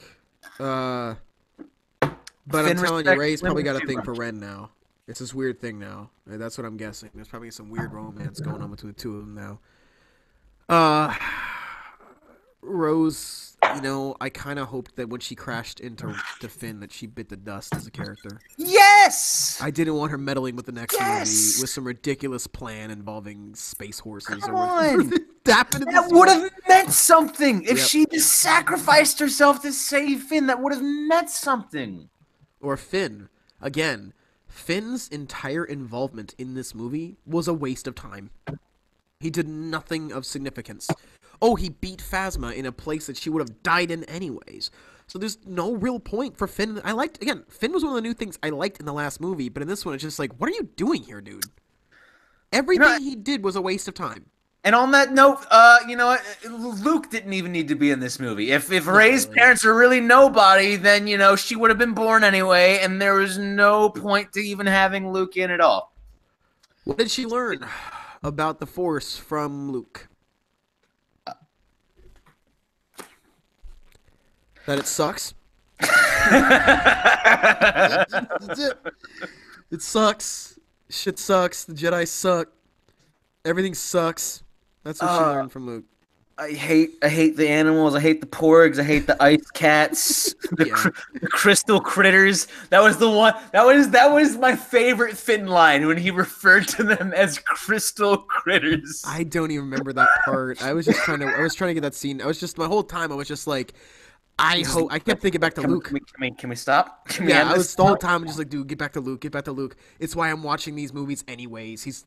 Why am all of a sudden has everyone again forgotten Luke Skywalker? Like, oh, he's just this guy that did a few things. He's the protagonist of the franchise you all obsess about all the time anyways. Everyone wants us to be just like the originals, but they don't give a shit about the characters from the actual originals. More importantly, Luke Skywalker. Like, it's preposterous. He can project himself light years away onto a completely different planet, but like, come on, how hard would it have been for him to just telepathically give some last words to Leia or something? Like, just give his passing just more impact. Yeah. And then apparently have R2 next to him. Even the trinket that little trinket he gave Leia, we found out was for some weird reason also an astral projection. Yes. Where do the rules to this? It's like you can just make anything. They made it up as They went made it along. up. It's just where's the depth? Even something as simple as he just hands the trinket to. Which, by the way, what are those? Can you remember? I can't. I can't. No. I saw some article saying, let me see, Some gold expanding universe stuff that they're dice making. Star Wars. Significance of the gold dice. Here we go. It's not explained in the films. God, I hope Red Letter Media. I'm crossing my fingers in this one because they completely missed the boat on The Force Awakens. But there's no way, as analytical as they are about Star Wars, they support this new piece of crap. Oh, those are the dice that Han used to win the game against Lando. Are you? They couldn't even mention that. We don't even have a Lando Han in this. hung the dice in the ship's cockpit for good luck. Where was it in the original? Hold on. It was. Were they? Hold on. Oh my God! It's actually in this tiny little. Where is Lando? If you're gonna go nostalgia, get Billy. That was my first when they're bringing him back, all the old actors. But where's Here we go. Billy D? Where's Billy D? But if you like the majority of the population have no idea what we're talking about, just know that there's indeed a pair of small gold dice dangling during a lone cockpit fight scene of A New Hope. You could easily miss them even with the new HD restoration. They're pretty hard to spot amid all the buttons and and again only appeared in one scene. Are you out? How would we have known what that was? It was in one scene of A New Hope where half that stuff was them just trying to make stuff up on the fly. Like, anyone want to explain the lightsaber combat style Obi-Wan had? Where he was jiggling his lightsaber around like that? And where did he learn that from? Because the world building in that movie was a little off. So, I was expecting little things like that were just little weird things they left behind. I just real quick, Rob, who wore it better? The thing I just sent, because I could not get this off my mind watching this movie. Snoke looks like Austin Powers Gold member. Who wore it better? Stupid ass gold robe, motherfucker. I'm looking at it right now. Hold on. Who did he look like? Oh my God, you're right, Gold member. But I love gold. He looked like, what was that Harry? I don't even watch Harry Potter, but is that one bad Voldemort? He looked like Voldemort, when I first saw him. I was like, all right. So he was like, yes. He was like a cross between Voldemort and Gold member. Gold member. So that's our big baddie. Rest in pieces at this point. Because he was so stupid. So the entire plan for them to get together, which then resulted in his death, which he openly bragged about, was completely his own doing. Yes. This is beyond Qui-Gon Jinn levels of incompetence. This is the worst plan any Star Wars villain has ever had. The worst. It is. This is the most I thought Kylo Ren was the most incompetent villain in Star Wars history until what we learned about Snoke in this, the big reveal after everyone told us, "Oh, you're going to learn so much about this guy. You're going to learn so much about Snoke." We learned that he's a fucking idiot. That's all we learned. That he's really full of himself and he's a complete idiot. Like, when at least Palpatine, Vader had gained his trust for 20 or 30 years, and he was busy electrocuting and, really getting into killing Luke Skywalker before he got sheep-shotted. There was that going on, and it also showed that it cost Vader his life in order to save his son. Those are stakes, not, haha, you weren't looking. Got you with pants down. We had very lukewarm feelings about The Force Awakens, but here's the thing, at least The Force Awakens gave me a couple things that it's like it took Star Wars and it rearranged a couple things in a way I'd never seen before. I'd never seen a stormtrooper put up a decent fight. Kylo, when he stopped that blaster bolt in midair, I was like, okay, cool. It's kind of cool. Oh. I can't. God, I can't What believe did Kylo do in this? we are spending part of this review praising The Force I didn't think Awakens. it would come to this. No, I think I I might am have to revisit The Force Awakens I now. am befuddled about all of this. I cannot believe that here I am bringing up what The Force Awakens did right. God, because I don't like The Force Awakens very much. But it hyped up Kylo Ren for about 5 minutes, and then he went back to being just a spineless joke. But I know It what I did. now need to do. I liked.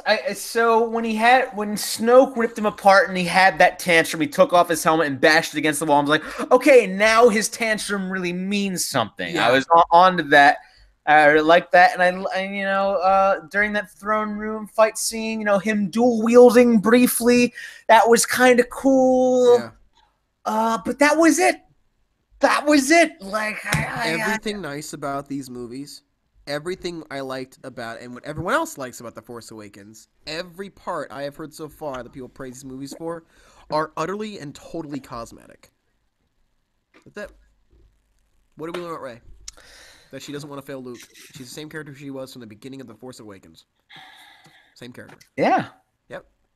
Nothing has changed.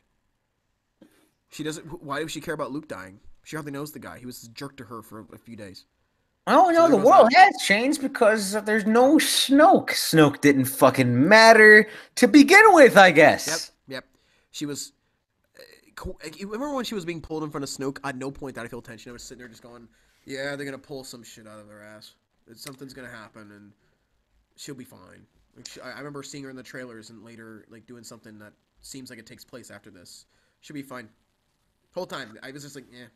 Luke might as well have been dead. Han might as well have been dead. All of these, it just seems like all these old characters are just window dressing to to bring in the fans of the old movies. But we can't have them steal the scene. We can't have them actually be the characters we loved when we grew up. They can't be the characters that actually had an impact. Actually, the cast of those movies were characters that organically were interesting, people we actually rooted for.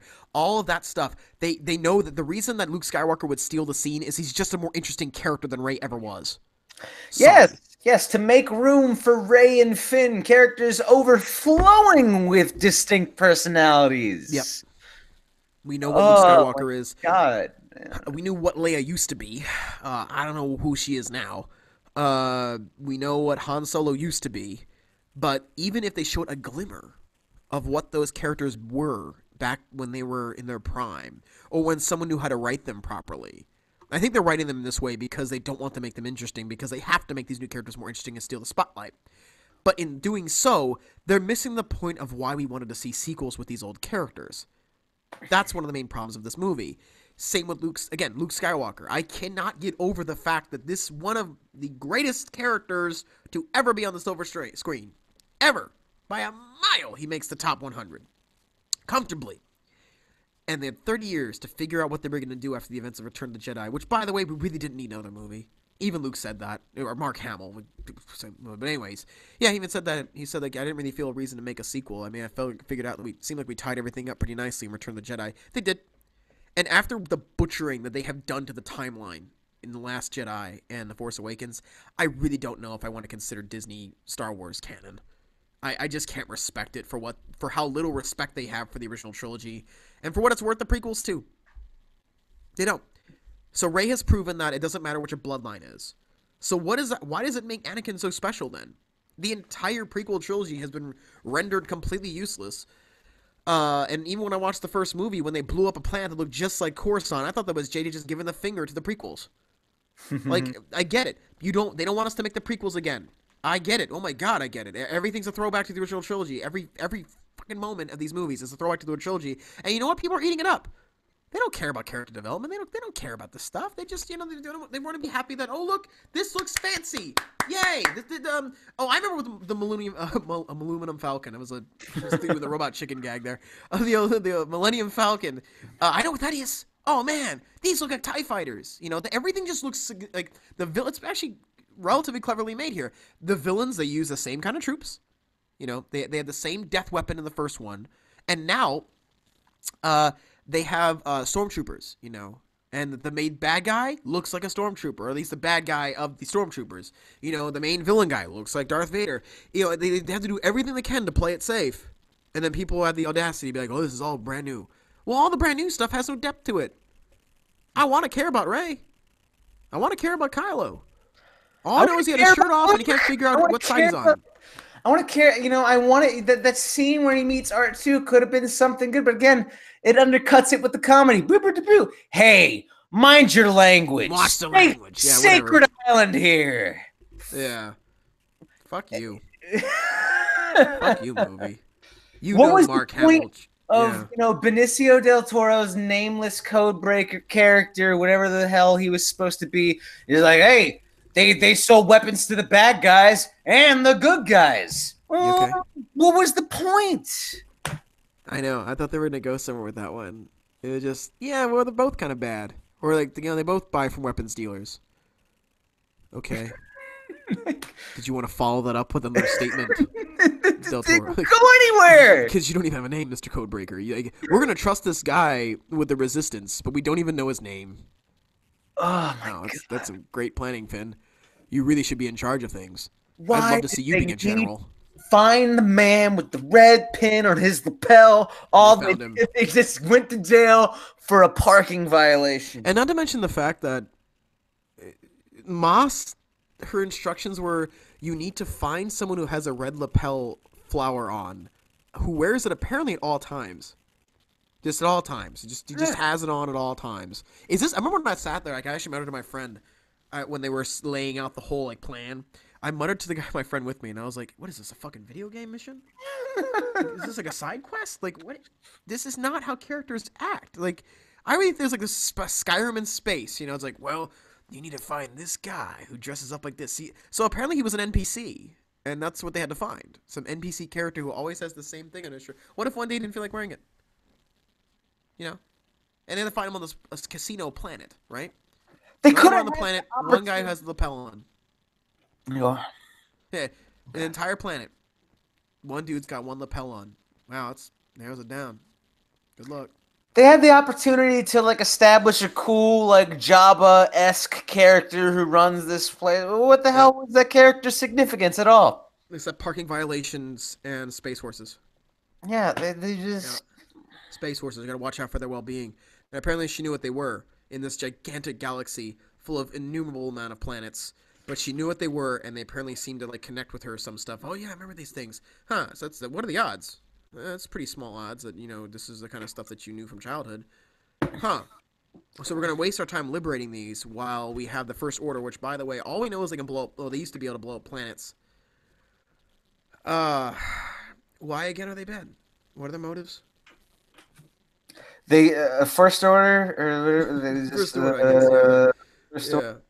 They need order. There's order because apparently there's not order in the galaxy. Yep. So the Empire, they actually had some plans. Slave labor, wiping out all the Jedi. They did some dirt. They did some dark stuff. There was some dark stuff they were doing. In this one, they're just the Empire again. But they don't call themselves the Empire, but they look and act exactly like the Empire, except they don't want to admit it. Even their big bad guy obsesses over Darth Vader, even though Darth Vader turned to the light side and killed Emperor Palpatine.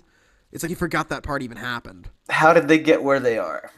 Yep. How did they get the funds to build a weapon that was immeasurably larger than anything that the Empire ever built before? How'd that happen? Snoke! Never. Snoke built it with his force powers. Is that what happened? I don't understand. They could have provided some answers there with Snoke, but nope. Nope. A few flashbacks would have been nice. Why do I care about Snoke? Why do I care about the First Order? But hey, we're just a bunch of nostalgia junkies. Don't forget that. We're just nostalgia junkies because we want to have a cohesive plot with characters we want to care about. Man, fuck. But it looked nice. Jedi. I fucking hate Ewoks. I fucking hate Yub Nub. I have no love. Yeah, no, right. I'll put it out right there. I don't hold the old movies as the pinnacle of science fiction. I probably like Avatar more. If I'm gonna be, but you know what? I don't fucking know anymore. This movie broke me. It was I liked certain like I'll point to the scenes I like the opening, Pauline and Salt, great stuff. Dude, Um, 1 second, I gotta grab something. go on, Take it away. all right, yes I will. Laura Dern sacrificing herself, the dazzling light speed, penetrating the silence, when this movie knows when to shut the fuck up and just let the imagery do the talking. It's wonderful. But man, it was just chaos. Just all over the place. All over the place. Almost every scene was undercut with lame comedy, just like Disney does with the fucking Marvel movies. Ah. I you know, I was just banking on this at least having more going for it than The Force Awakens, but as the more I think about it, The Force Awakens really did have more going for it. It captured that the stuff that makes Star Wars, and it rearranged some stuff in a fun way.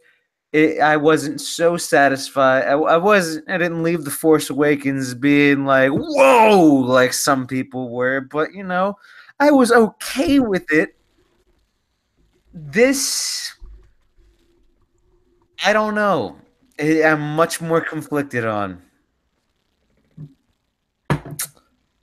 Yeah. Again, I left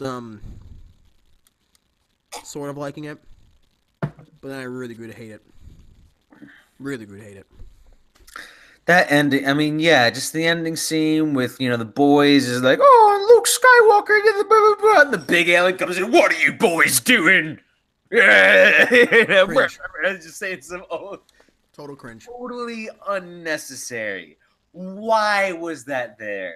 Oh, because Because it's feels, dude. the legend. See, we are those boys playing with Star Wars toys. This is what Star Wars means to us. Hey, give me 1 more second. I grab one more thing, but it'll be like 5 seconds. Yeah, man. Let's talk about that one more time. Talk about that ending scene.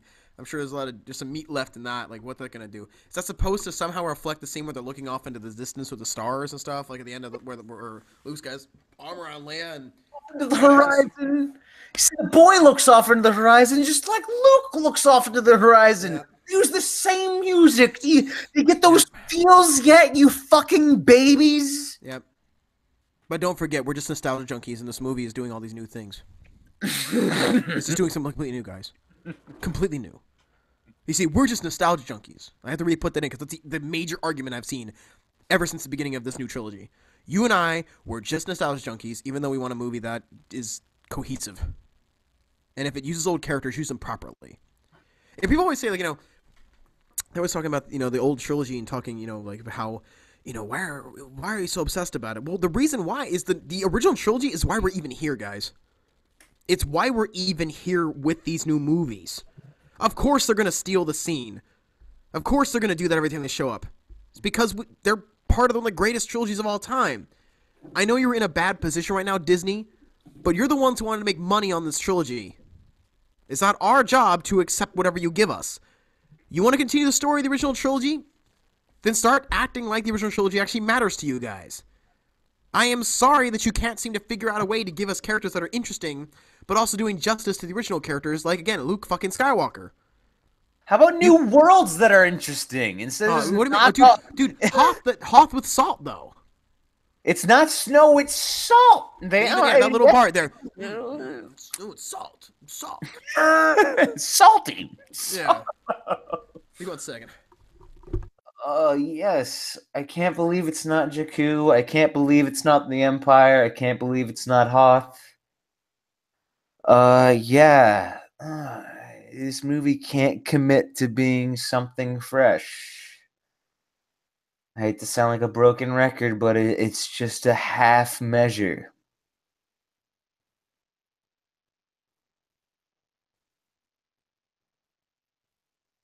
There is nothing. Phasma is nothing. Snoke is nothing. All right, back. I was just saying Phasma is nothing. Snoke is nothing. But we're just nostalgia junkies, dude. That's all we are. You know, here we At are least complaining Boba about the. Fett looked cool. Yep.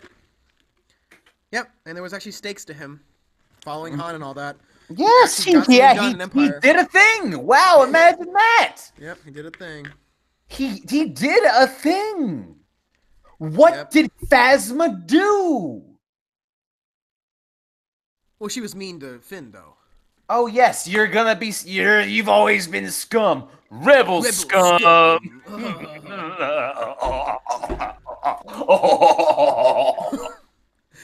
Yep, Captain Bad person. That's what. Poor Brienne of Tarth. That actress is on the press junkets with everybody. And people are thinking that she's going to be a major character in this movie. Yep. Wow. I can't wait for so many hopes to be crushed. Right. I am so excited to be such an important character in the plot. Like, her interviews about Phasma are hysterical. Every time I watch that actress talking about it, she's like, oh yeah, I am so honored to be such an important character in this universe. You mean that weird person that got thrown in the dumpster? Kind of twice. She's the first female stormtrooper, though, Robert.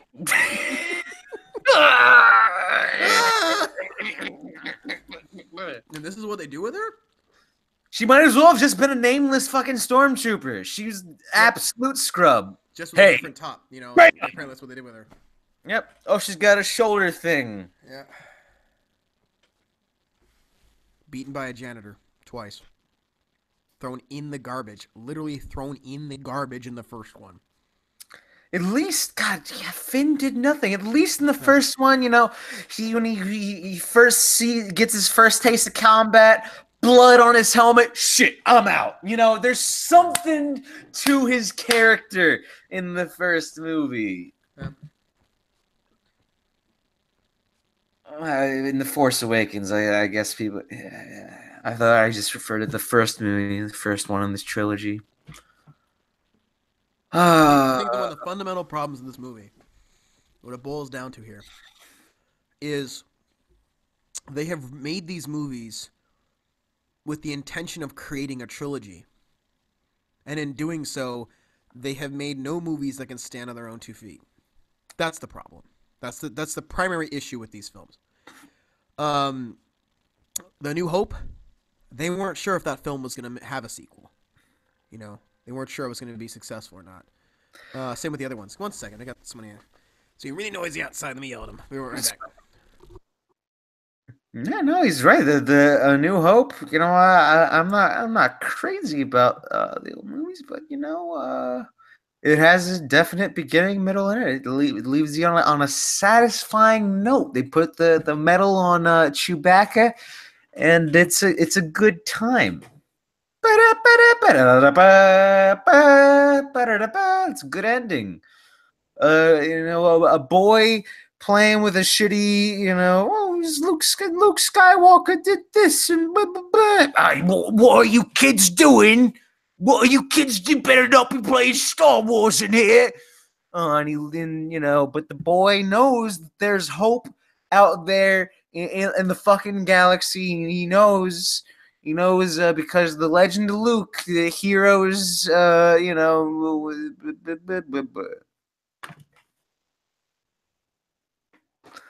What a dumbass scene. That was so extra. This movie was fucking extra. That's the thing. That's the fucking thing. This movie fucking should have just ended. I'm back. For that, yeah. I was just saying how just that whole, again, the scene with the boy at the end, it was just so extra. Why was that there? Why was that there? It could have just ended with a very heartfelt scene with Luke instead of I mean, people are talking like, oh, it's gonna be like that scene at the end. It's a time skip. It's revealing it's years later. It's gonna. It should have. I mean, shit. Who cares? It's just, yeah, who fucking cares? Who cares? If everyone cares about the feels and doesn't care about actually watching a plot. Who cares if it's just a teaser for the next one? This is actually the same problems we had with the Force Awakens, but worse. Mm-hmm. Oh man, you know what? I'm with you. You know, I left the theater today feeling vaguely positive, but now I don't know. Yep. It was a bit disjointed. Yep. Yep. It was just the cinematography and the acting, specifically cinematography, was so good. Except again, there were moments like Carrie Fisher. It was okay. To be fair, it did look cooler than The Force Awakens. Although, By but you know mine. what? No, but at the end of The Force Awakens, even though it concluded with the Earth, the ground opening up between them, I just like sabers in the snow. That was a cool image. People talk about, oh man, it's clear Ryan Johnson has a reverence for old samurai movies. This is like an Akira Kurosawa movie. I actually felt that much more with The Force Awakens. I Just don't in a know. snowy forest, Kylo's stance. I mean, that's an image that sticks with me. It was at the climax. It actually it worked. It Yeah. worked, I and mean, I don't know. I did kind of see that in the shot between Luke and Kylo, like that with the stare down shot. I'll give him yes, credit for yes, that one. That was a nice yes, shot. yes, yes, Yeah, that was yes. good. Before he pokes his saber through him and knows like, whoa, you're not even here, like no, with the build up, yes, that was a cool shot. Yeah, again, Kylo with his awesome hunched over stance, like, yeah, okay, I'm on board with Kylo now. Okay, I wasn't sure at first, but now I feel that he's probably one of the more. Him and Poe are the only characters I am remotely interested in. Yeah. Because they're the only ones with personality. They're the only ones with personality. What are we talking about though? Rey's good at everything. That's personality, right? She's good at everything. The Is that the same Jedi thing? Order must return because Kylo Ren is strong with the dark side of the Force. Bad Even though you beat him already. fucking lines. Yep. Bad script. Just say strong with the dark side. We know it's of the Force. Mm-hmm. Oh Emotional my motivation. god. I'm going for hours too. People thought, man, the speculation that, oh, Rey's gonna turn dark this one, it was resolved in minutes. Yep. In a minute, she looked down the hole and, she didn't exactly like what she saw. It's, with Kylo, they did the thing, and now, Kylo, join me. We could become the more. Oh, totally not nostalgia. Totally not nostalgia pandering. Yep. Join me. We can rule the galaxy, Ray. Did that happen in the second movie of the last trilogy? Oh yeah, that totally Hmm. happened. I wonder. Oh wow, this is doing risky things we've never seen in a Star Wars movie before. Hey, also, here's another one too. Giant revelation about the protagonist's parent, followed by "Join me, and we can rule the galaxy together as equals." Does that sound familiar to you? I don't know. I think this is very original. Ryan Yeah. Johnson really fucking uprooted the whole Yeah. fucking thing. He made it his own. He fucking, they threw the rule book out the Yeah. window. Say By taking Jedi Star Wars. by taking the ending of Return of the Jedi and making that moment happen before the ending part of Empire. However, See, in the middle of the even movie. even when the "I'm your father" part happened, Luke actually had to pay something for that. He lost a fucking hand. Rey lost a lightsaber she hardly knew anything about. Remember when that was important in the last one too? All the memories were in it, like your first steps, Rey. Like all that big stuff about this magical lightsaber that was so important. That saber and the most interesting to happen in the movie, the vision, the Knights of Ren, like Yep. all that shit.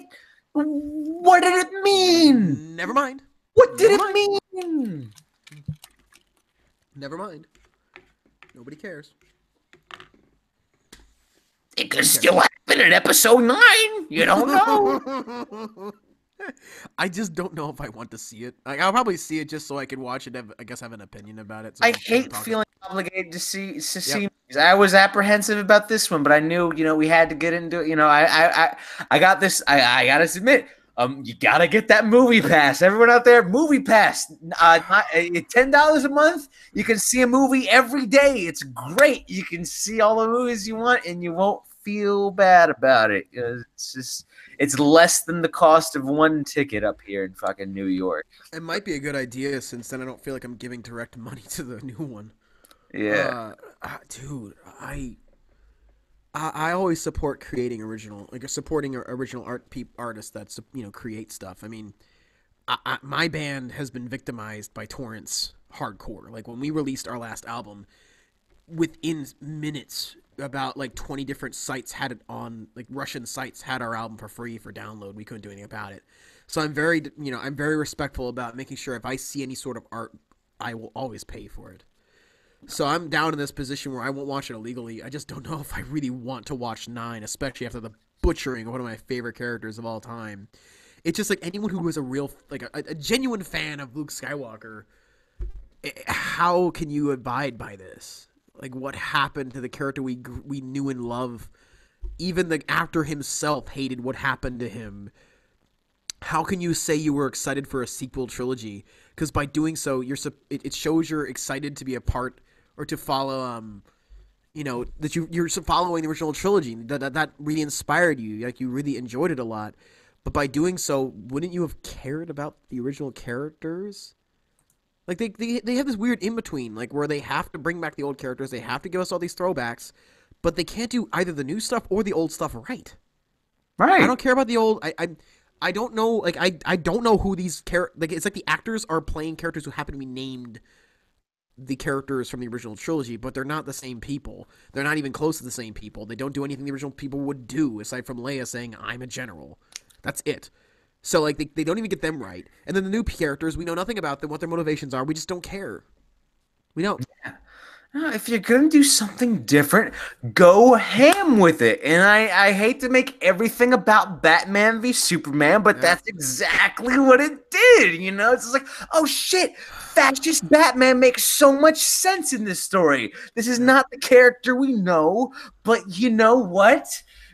For this story, it works beautifully. Like, Yep. give me, but you know what? Like I said, it's just a half measure here. They can't commit either way. They want to just give us a little bit with both, and it leaves us with nothing. How we're still gonna like how we're just this old Luke meant nothing. When we think Yep. of, we're just always gonna go back to the old movies. Yep.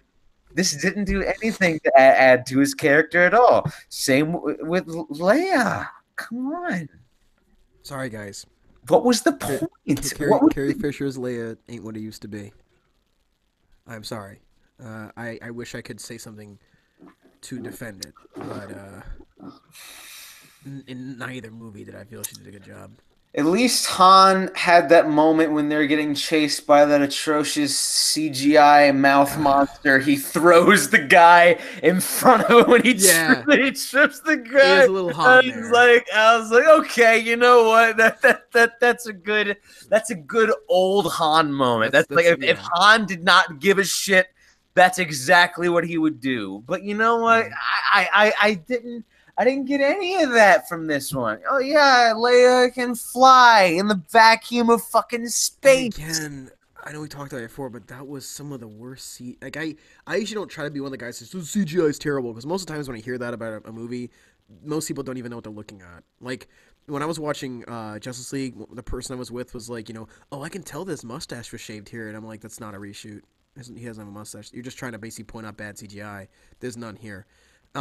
And so for this one, it was on the free time, so I was like, this does look like bad CGI. And no one wants to talk about it now. No one wants to talk about it when it's a movie that they're programmed to enjoy. Harry. Yeah, they don't want to actually talk about bad CGI when it's a movie that they're supposed to like, which is this one. They're supposed to like this film. You're supposed to like Batman vs Super BBS. You're supposed to like the Marvel movies. You see a pattern here. Like there's movies you're supposed to like here, and let's take a look at them. Actually, let's see which ones are owned by the same company. Yeah, there's a reason for this crap. There's such a reason for this crap. That's what I'm telling you, man. It's like some conspiracy stuff going on. I mean, I've never seen such a discourse in the audience score and the tomato meter aside from this movie. Like even Force Awakens had a 88 versus a 93, which is not the worst. It's still a little odd. It's a little jarring. The people like seem to dislike it way more than the critics do. Usually it's like the other way around from what I've noticed. But Last Jedi, man, what a drop off. 93 to 57. It's 59, I think, a day ago. And then it went to 56. Now it's up to 59, 57. I guess those Disney people are really doing their best to fill that audience score up a little bit. So we don't know. But I know is that Disney, they got some long arms. They got to pad those reviews up. So I know I won't be invited to any of those screenings. I don't think you will either at this point. But we got to call it how we see it. I think that's part of what's going on. Like, did you see the Nerd Crew thing from Other Media was great. They're talking about like they can't say anything bad about the movie because they don't want to lose. They don't want to lose their pass. You know, they're just like, oh, we because we're important. We have a pass. You know, we don't want to lose our importance. I love how too if you go to let's see, go to the audience reaction part in the front. Ones that are even shared are 5 or 4.5 stars. Like all the negative ones are all hidden unless you actually go to the audience reviews. That's kind of suspicious, don't you think? Like with the negative top reviews, audience which review, one? Which one? Go to the audience reviews on the front of Rotten Tomatoes for Last Jedi. You have to click like if you go on the front one where it shows like 3 audience review examples and they're all 4.5 to 5. But then when you click it, the very first one's a half star. Like you have to go in it. It's like they really did their best to like really fluff it up. I'm surprised they still like apparently according to one of my friends, he said like they disabled the user reviews for a period of time yesterday, which is a little funny. It's like the abandoned ship. I heard that it's not making as much money as Force Awakens did either. Not surprised.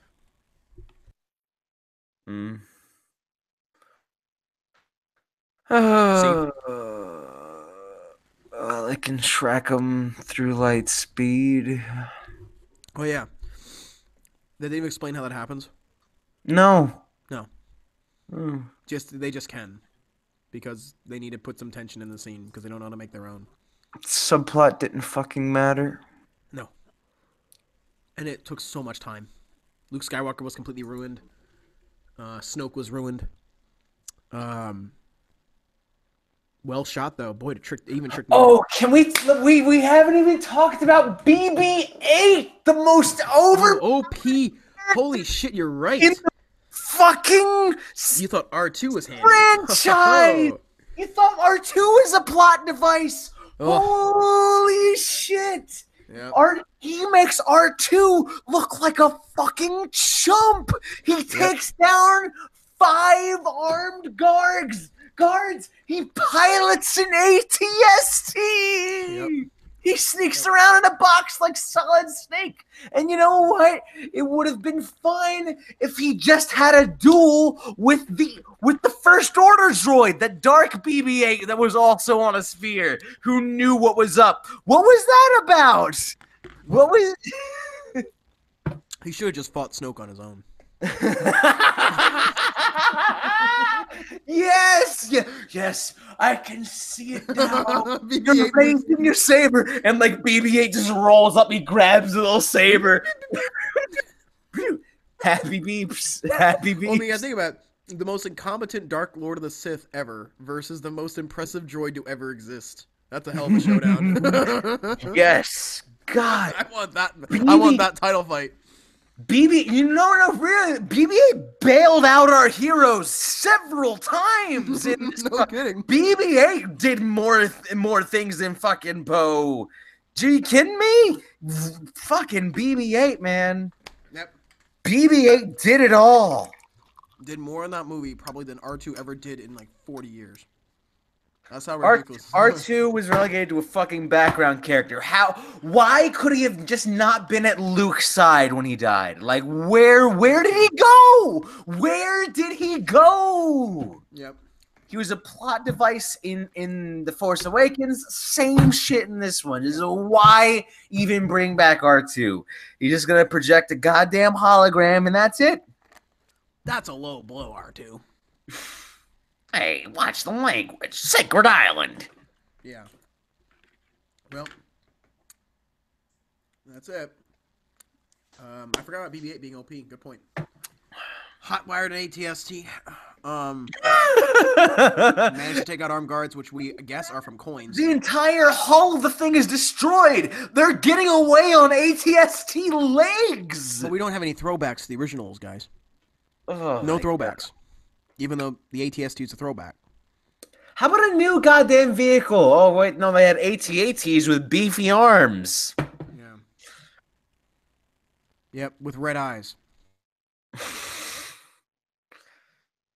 It's not land speeders. They got a little the rudder that goes across the salt. Makes a red trail of red dust. Yeah. So it's cool.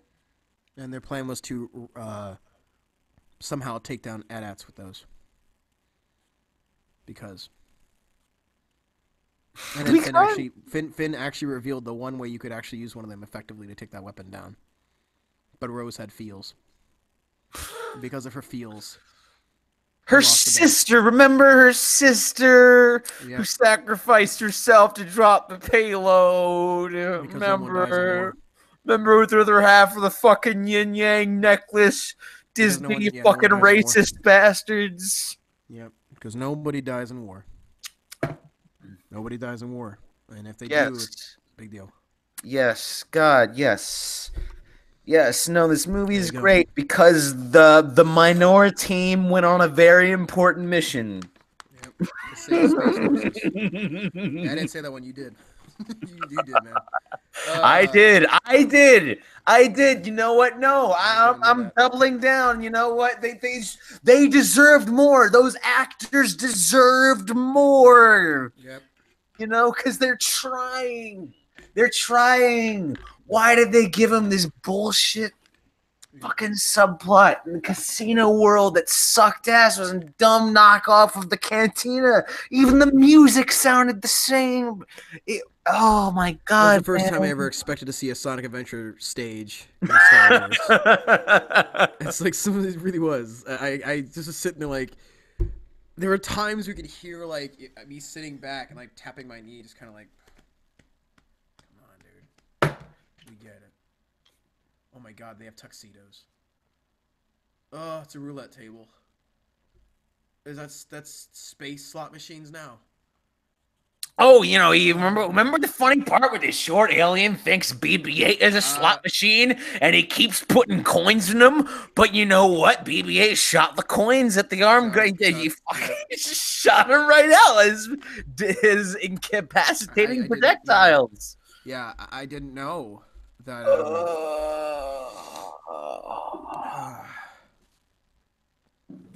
I'm reading more comments about how no one liked that. I'm glad that the community actually seems to be rallying against this film. It seems like. Well, it is divided. Technically, more people like it than don't. You know, 57%. That's technically more than half. I wouldn't be surprised if someone that's Disney though.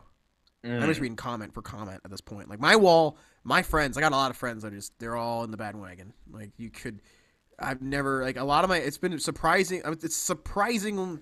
I have a surprisingly high amount of people that were on the bandwagon, usually 2 years ago, that don't seem to like it.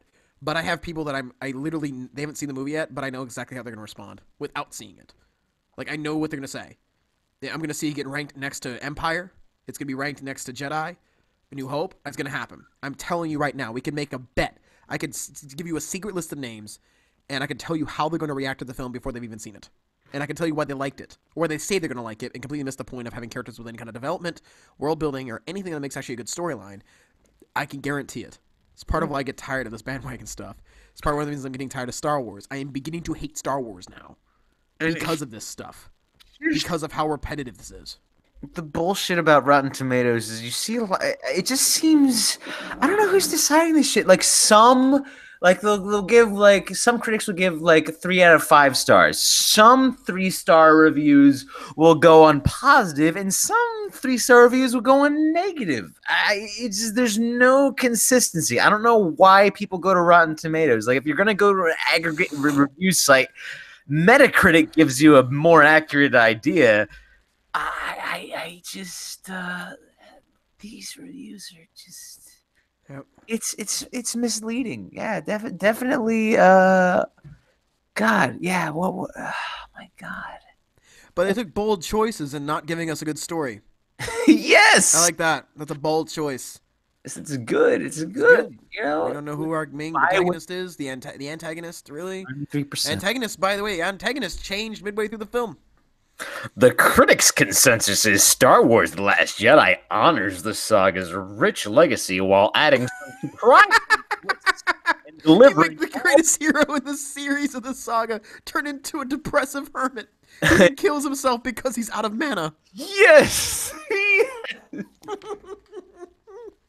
Okay. You know, didn't Yoda said something in the original trilogy? He's like, pass on what you have learned, you know? Like, yeah. And then this one is like, just let the ship burn down. Young Skywalkers, they were not. Oh. Young Skywalker. Why does he call it? He's not young. He's got a fucking gray beard. Come on, Yoda. Yeah. Some moss, by the way. Isn't moss like 1,000 years old? Let's take a look. I don't know anything about mods, and I don't want to know. I don't want to know. Yeah, I gotta look it up on I gotta look on Wikipedia because they don't explain it in that films. Dumb goggles flying away on her jetpack. Who's filming that hologram, by the way? By the way, I just took a look. She was born 966 BBY, so she's over 1,000 years old.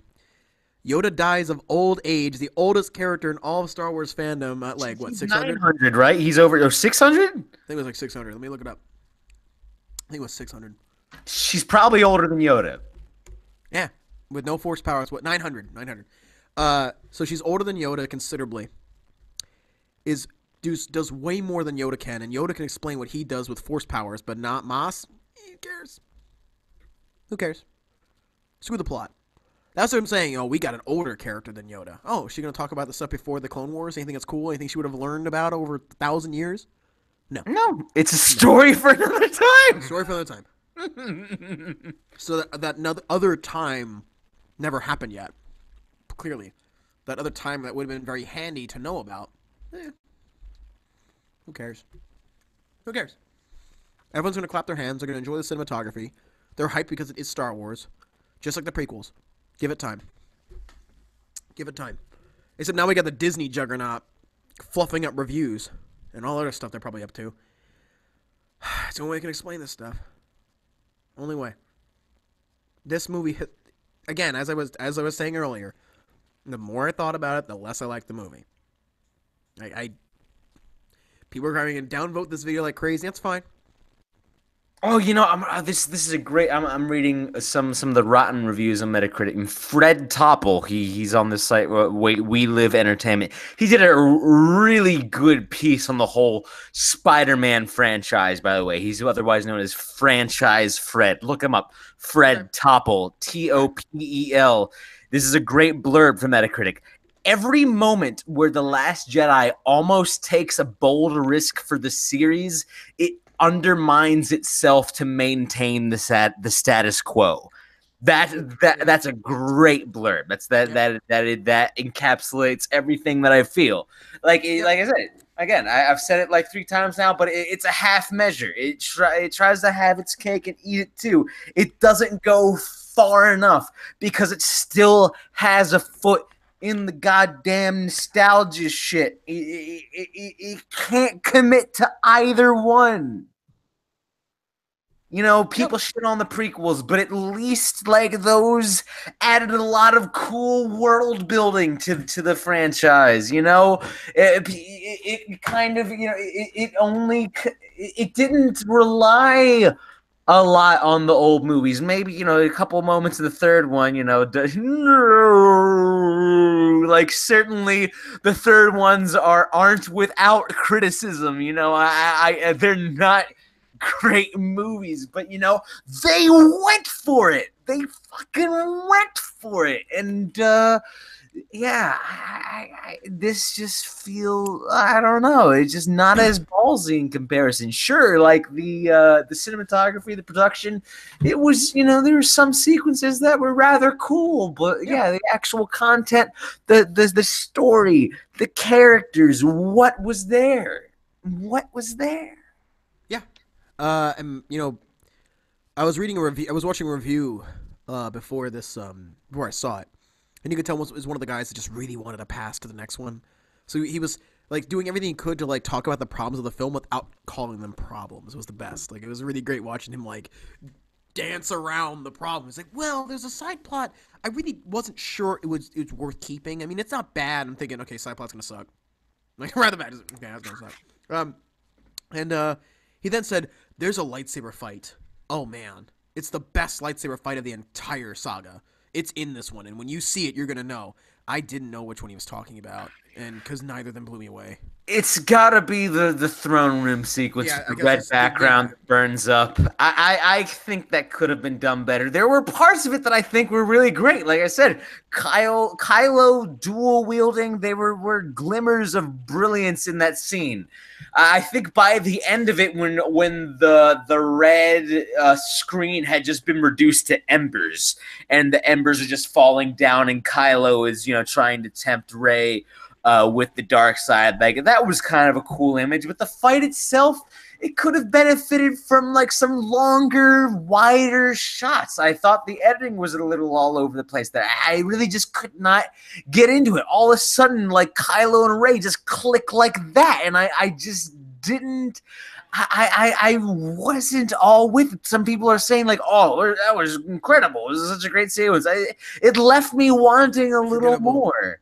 It left me forgettable. wanting And a little I more. was I kept watching it too, and I'm like, I'm waiting for that lightsaber fight that's supposed to beat the Darth Maul fight.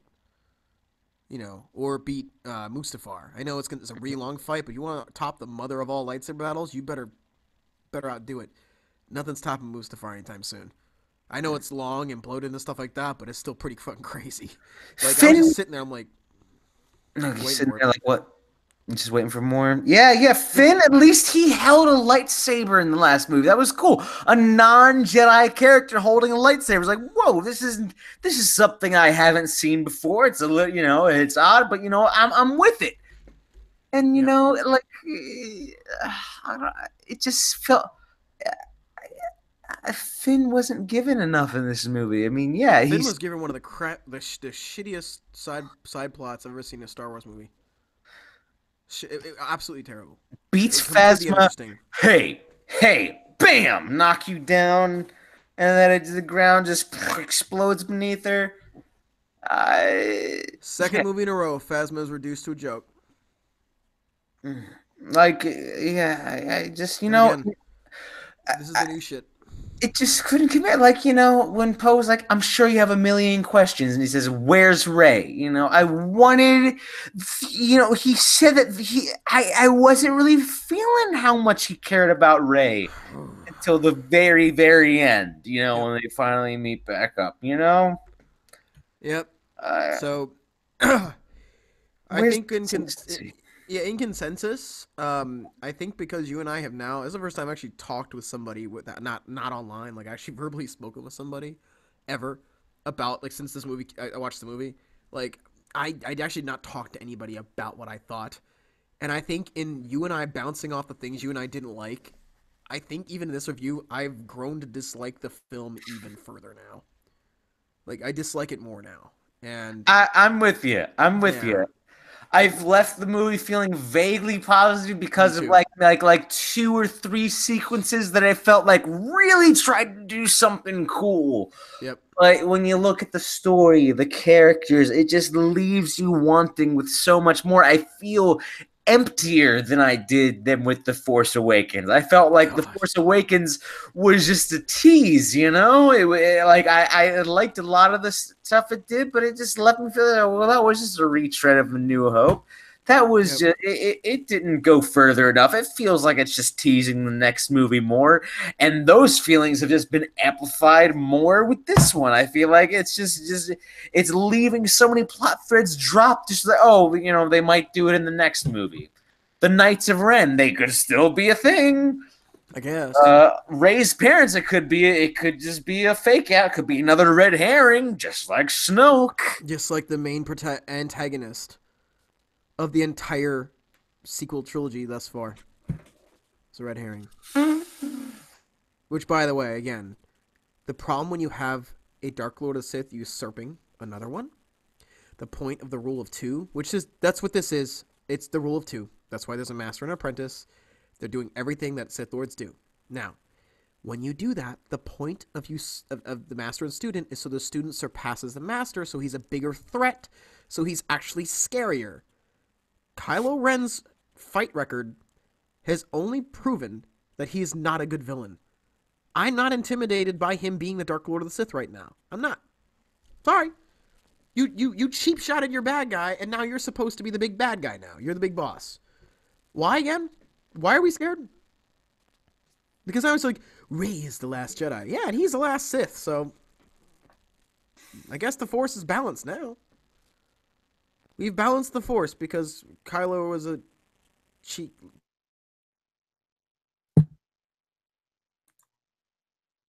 Cheap what? Oh no, you froze. You froze. Come back, Rob. I can hear Okay. you. Okay, yeah, you're All back right. now. You're back. So again, now we got the next movie where it's like, oh, Kylo Ren,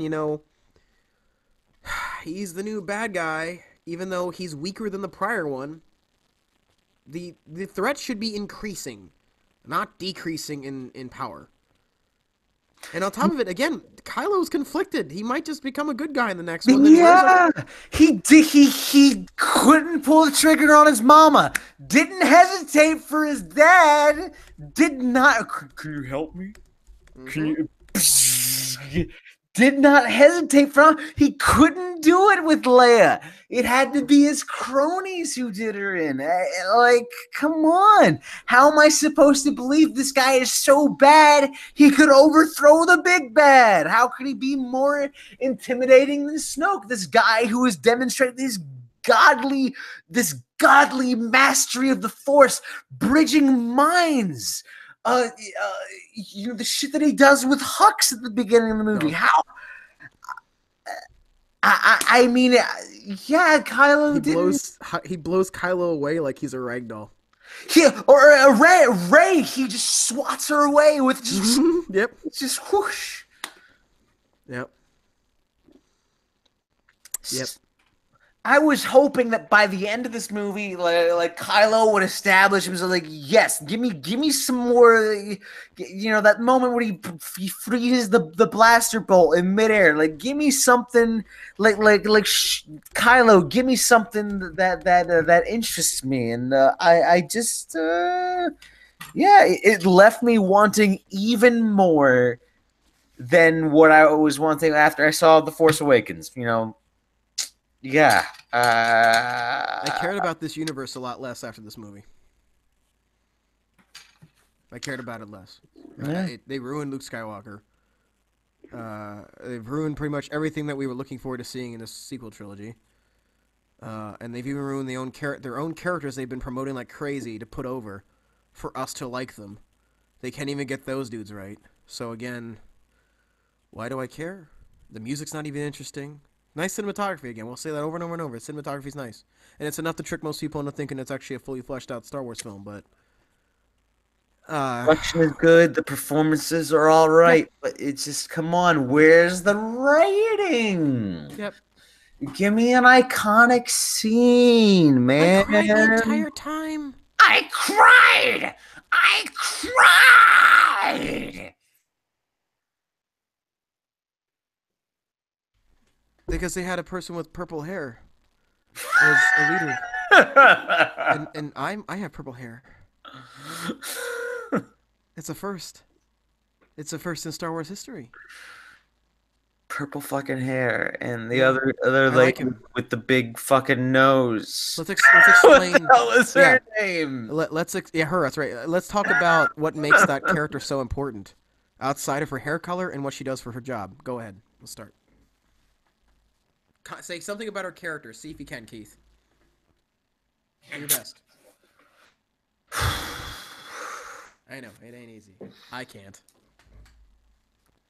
She cared more about protecting the light than looking like a hero. Okay. What does it say about who she is, though? Like, what is she like? Snarky? Is she, like a thief with a heart of gold? Like, just anything that makes this character unique about her personality and not what her job is. Can you do She had that? a plan the whole time, you see. If only Poe had listened to her, she had a plan the whole But time didn't want to explain it. to die. Yep. Yep. It didn't Isn't that mean character anything. Like fascinating? I loved that image after the light speed, and just everything goes silent. You Yeah. see the carnage done by that light speed jumps. Like that was cool. That was something we haven't seen in a Star Wars movie. But you know what? I mean, what did it mean? I didn't care about that character. Like my boy Alex said, should have been Akbar. How cool would that have been?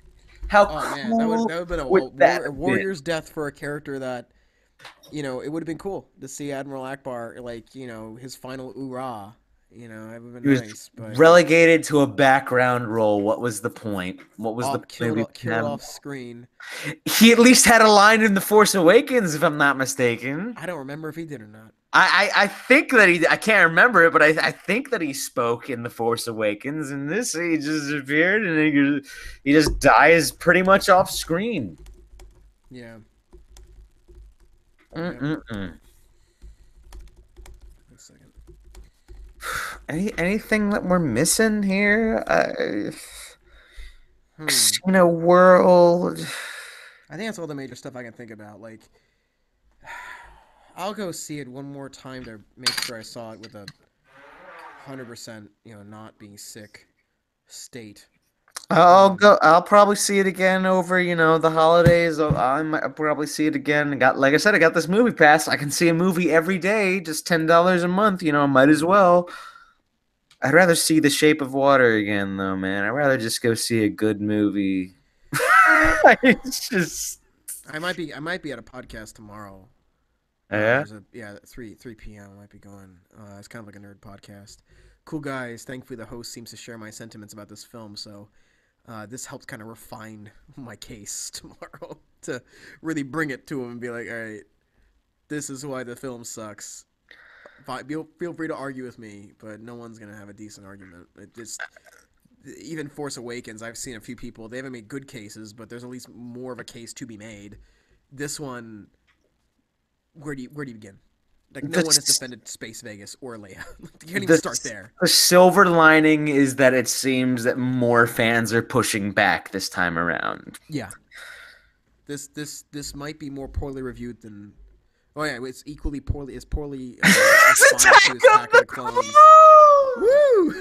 It's pretty bad. Woo! Sand, Pretty baby!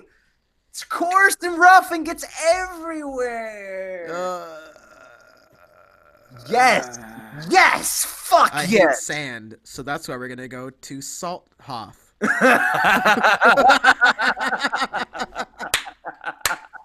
That's all we need. It's like, I hate salt. I hate salt. It's red and changes color and gets everywhere. Oh, God. Aren't you excited? If the Knights of Ren aren't mentioned in the next movie, I'm... I wouldn't be surprised if they weren't. Oh, my God. Why do we give a shit about the Knights of Ren again? What were they? Are they the guys that were in the that were studying under Luke? Is that what they were? Could you explain any of this to us? Why did you tell us what the Knights of Ren were in anyways? Why do they matter? Why did you even name them? Or why don't you just call them cohorts? They couldn't commit to anything. Like No. people say, like, "Oh, Luke was gonna kill. Was gonna. He wasn't gonna kill him. He thought about it. It couldn't even commit to that. Luke wanted to kill him, and then Kylo just defended himself. He wasn't gonna do it. The movie could not decide. And that's why Kylo fought back. Like if Luke was over me like that at night, and then you could tell like he didn't want to or something like that. Do you really think you want to challenge Luke's fucking Skywalker? How did he get out of that, by the way? Because he made the ceiling crash in him. Yeah, you're talking about a guy that could lift an entire X-wing with the Force, who's supposed to be on par or beyond Yoda in power, but apparently a little part of a ceiling does him in. Are you out of your mind? This is Luke Skywalker, for God's sake. Under the rubble, and somehow Ben got away. Yeah. Come on! They didn't think any of this through. No. Worse than midichlorians. This is the shit. Like, the thing is, there are sequences in this movie that I can point to. Like, okay, that works. I like this. But the shit that this movie gets wrong, it's the most egregious Star Wars has ever been. Yep. I don't know, man. I'm trying. I really wanted to like this. I did too. I did too. Yeah, I really thought.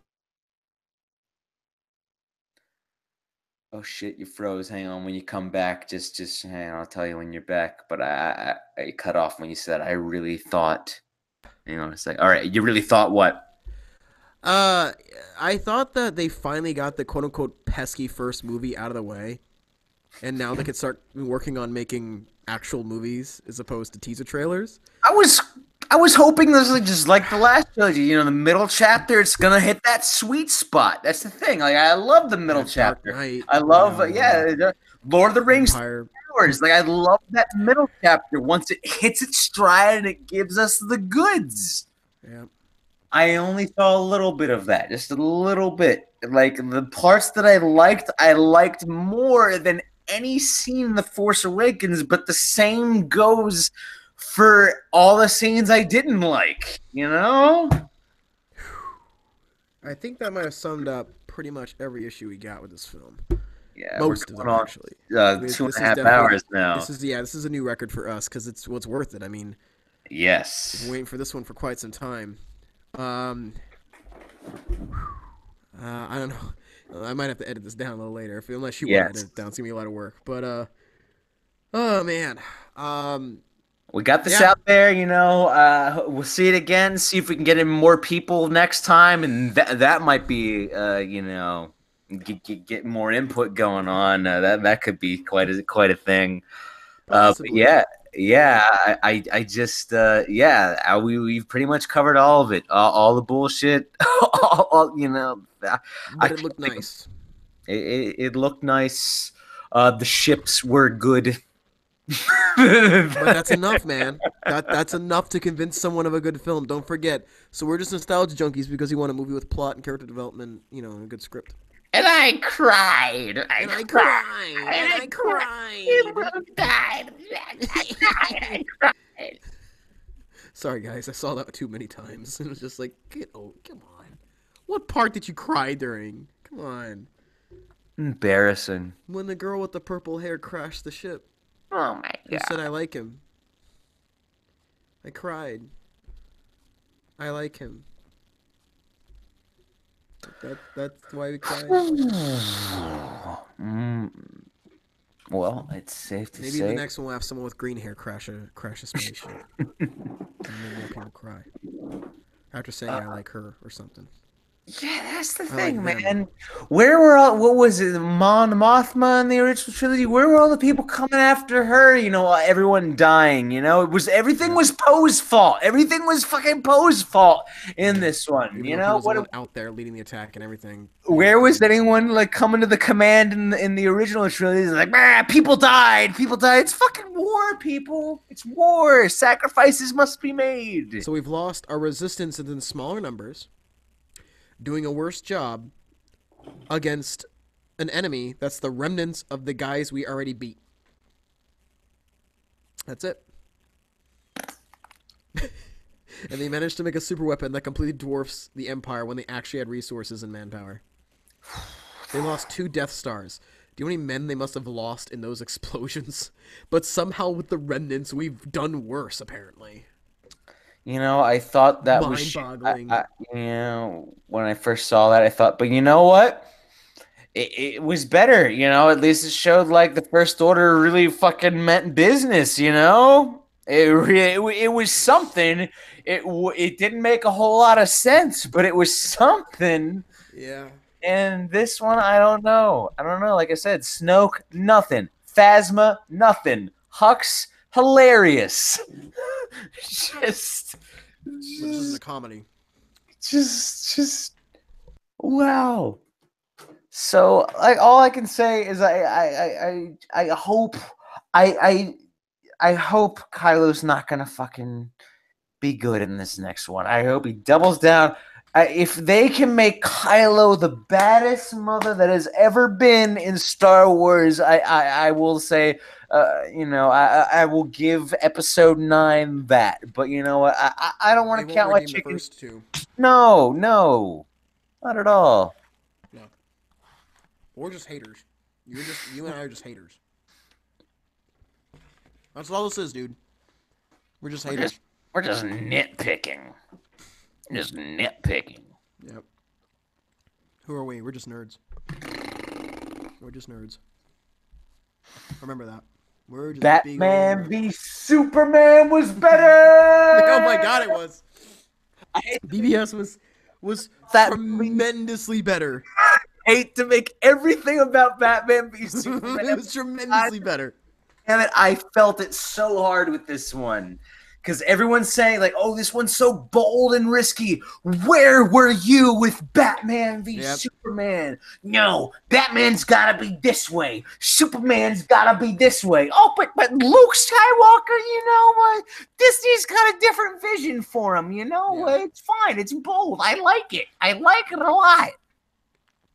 People don't know what they actually want. That's a problem. People don't know what they want. People do not know. No. That's why I have opinions when I see this kind of stuff I don't take seriously. Because I know deep down they don't know what they want. That's why. Cherry picking. That's why I get so irritated.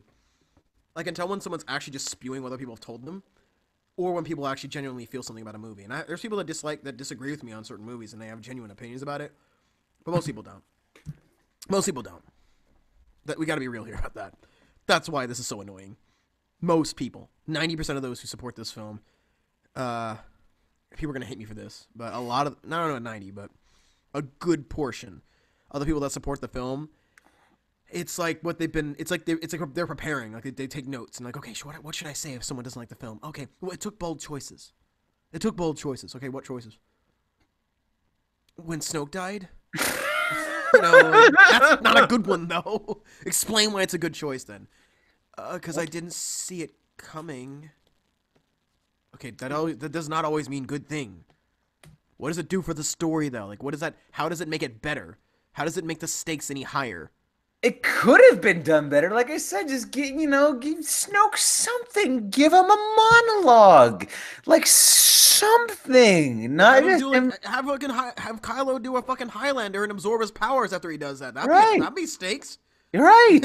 Right. The Force is a plot device at this point, anyway. It's just you might as well. Now we got a threat in our hands. We got Mega Kylo. Like, okay. Yes. Screw it. Fuck yes. Right. See, I would have been on board with that. Shit. Absorb the power of. That's what the Knights of Ren make things different for. Because I remember the Knights of Ren, whenever the Master dies, he passes power on to the student. Holy crap, that's a stake. Now, Novice Rey can't just beat Kylo Ren. You know. Now we got to worry about Mega Kylo. Like, all right, fine. Yeah, not the smartest idea, but yeah, go with it. Fine. Don't just cut him in half, pin him down with the saber. Don't just spin him down with the saber. It's like Shang Tsung that shit. Yeah. That mind-bridging power, you know, spinning people around, choking them through a hologram shit. I want some of that. Right. Yes! Fuck yes! Do something like that. Then it's like, oh crap, Kylo's got the power of Snoke. And We then just in the pulled next that movie, out he of could be like, nowhere. That's a much more exciting plot device than BB-8 piloting an ATST. God damn it! right. So if he he steals the power of him, and then like we have another scene where it's just like, what does that mean? Well, Snoke was a very powerful master, and like a little flashback, this is what he did. Boom! 5 minutes later, we figured out everything about Snoke. That's all I needed. Piece cake. There's one of the many different ways you can make that scene better, as opposed to, haha, I made you look. That's it. That's all it took. Get him while he's sleeping. And just make sure he boasts about the one thing he should have been doing. Closes his eyes. Yes, I can see it now. I can absorb your every thought. I can read your mind. It's not like he's literally saying the one thing that would have that he apparently can do that would have prevented all this. Oh, this was a handful. This was a handful, and man. It was like the ones. There was one scene that made me feel this way, but it happened in one moment in a different film, and it was Neil Breen's Double Down. It was the train scene. Did you see the train scene where the guys are on the tracks and these two guys are sitting there and one dude pulls the gun out, puts it against some guy's head, and then the guy looks back at the gun and he just does this, and then you hear a gunshot go off and no blood or no effects at all. Have you seen that clip? No, I haven't. I'll get it, dude. You're gonna start yelling and screaming here. I know you will. I fucking guarantee you. That'll be the last thing I want you to do on this channel, okay? Let me find the shot. Okay, this clip, but I want you to skip ahead to 5:21. 5:20, okay? In one moment, like my mind imploded watching this moment at go to 5:21 on that clip. I can't wait to see what you do. Enjoy. 5:21.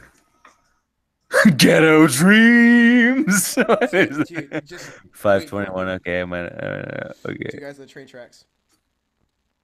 They knew what was coming. Here we go.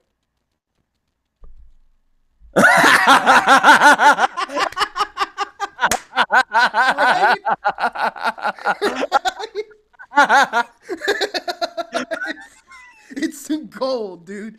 Like that's kind of how I felt when I watched Snoke just bite the dust fly one, just right in front of him, just like, just in my head. Like, this is another gun, right? And then the sound effect and the reaction, Oh, fucking beautiful. It's so good. Wow. Neil Breen, get him to direct Star Wars. They'll make bold choices. They'll make really bold choices. You're right about that. Neil would make some bold choices, that's for sure. Good, I don't know about that. He would definitely make bold choices. I figured you'd appreciate that scene. It's just all at once. It's like just your mind just implodes. Just watching it all go down. Wow. I'll leave a comment about that with the link below. You guys just look up Double Down best scenes. It's like the first result. Put it in the description, It's so 5:21 is the train track scene. I'm not gonna say what happens, but I had a feeling you'd react accordingly upon seeing that part. Lovely guy. It's like the Blood Debts ending. You've seen the ending to Blood Debts, right? No. Okay, last one because I know you're gonna freak out. All right. This is sort of bad. We gotta do a Neil Breen episode, man. I'm much more excited for Neil Breen than fucking Star Wars at this point. Jesus Christ. This is how you take a crappy movie and make it go from like 6 to like 20 in one moment. Oh, I love this guy. I love this guy. That's with I've seen this guy before. The end He's shot. Discount Chuck Norris. I love him. The end shot. Get ready, dude. Get ready for the biggest aha moment ever in action. You're gonna love it, dude. Wait for it. It's the end, too. Oh, yeah. I've seen this. It's so good. It's so good. The music. See, if it just ended, if Luke did some shit like that in this movie, it would have been Oh, spectacular. speaking of that, actually, speaking of a Star Wars Blood Debts ending, enjoy. Last one. Okay. All right, Oh last shit! one. I clicked on Blood Debts again. You're gonna love this. We're gonna conclude this. Yahoo! Here we go. Yo, Clint, let's blow this thing and go home. It's such a good edit. It's such a good edit. The Blood Debts Star Wars ending.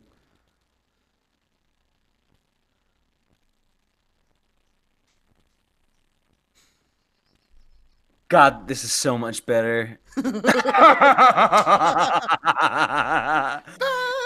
God, this is so great. This is just like the ending of Jim Carter. Yeah, Jim Carter, man. Oh man, yeah. Let's you know what? Yeah, next we gotta break this up. We gotta do some good movies, like Get Even, The Road to Revenge. I'm glad you appreciated that movie. It's so good. Yes. Next time we'll tear apart a movie that's worth discussing. Yeah. Oh boy. Anyways, thanks for tuning in. This is definitely our longest episode yet. There's a lot to unpack in this movie. We'll be back. We'll see it again. We'll see this pile again. We'll get more friends in here. You know what? Oh wow, man. Yeah, yeah, this was great. We really got into it. Next time, you and I will make an episode about like the legacy of Neil Breen. Yes. Right. You and I gotta on our own time. We gotta sit through some good Neil Breen, do some research, and then talk about forget Tommy Wiseau. This is where it's at. Forget Tommy Wiseau.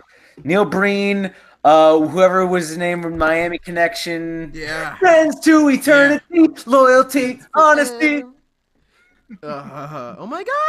that movie. My father. And the dad looks younger than the kid. He has some powder in his hair. Where to begin? Yes, good movies. I'm excited to get back to good movies. Yeah. I love when people are like, oh, I like bad movies too. I like The Room. It's like, wait, you have so much to learn. Tip of the iceberg. Tip of the iceberg. Yeah. Yeah, I think that pretty much does it. All right, man. Well, I think we've concluded this episode pretty well here. Would you recommend Star Wars The Last Jedi?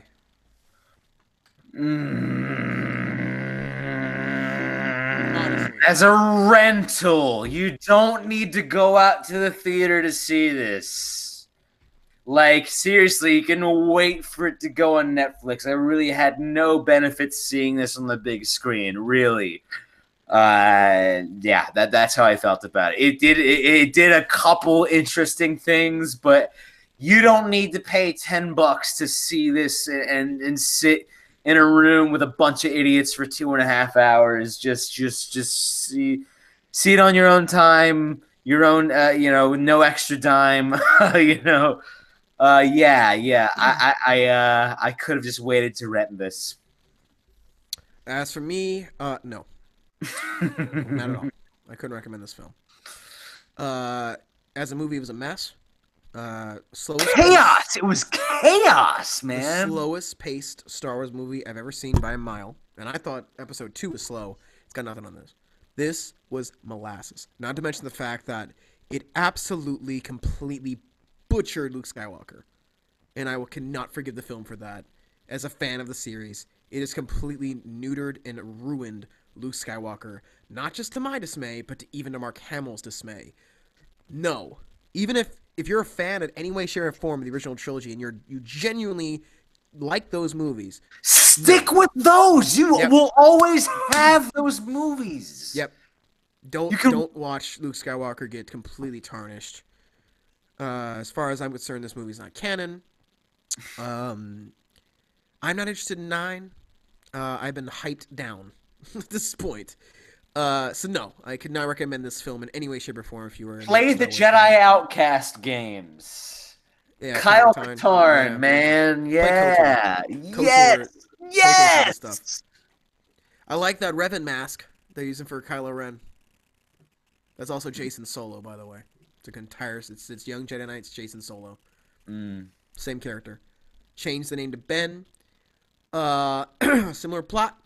It's he has no sister. Woohoo. It's So, not Ben Solo. He's Kylo Ren. yeah. So, no, I will not recommend this film. And I would have recommended it after walking out the theater initially, but then the more I thought about it, the more I really didn't like the film. So I will. I know this happens with every movie. Like I was mixed about Amazing Spider-Man 2. I was like, the first one. I was like, I don't know how I feel about it. And then as time progressed, I was like, this movie's a piece of crap. It's been very rare that I ever feel mixed feelings about a movie, and the more I think about it, I end up liking it more. Suicide Squad was the same thing. I had sort of mixed feelings after watching it the first time. Watched it the second time, and I was like, God, this movie sucks.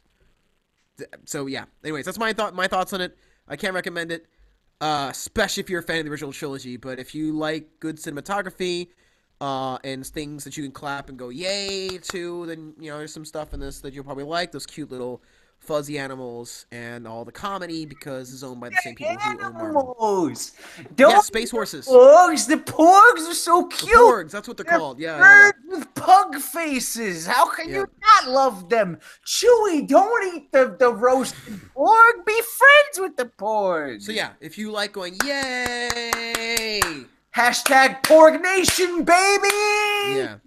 If you don't want your Star Wars movies to be relatable, to have any character to any of them at all, any organic storytelling to it, this is a movie for you. If you like a lot of good cinematography, I guess, and a lot of CGI, and you want to watch Princess Leia float through space and turn into Superman for plot, there you go. That was the most fascinating thing that happened to her character because the acting wasn't doing it.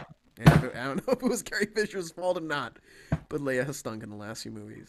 I'm sorry to say. I know we don't want to admit it, but she has. All right. I'll admit Heath Ledger's Joker was good. Not as a villain.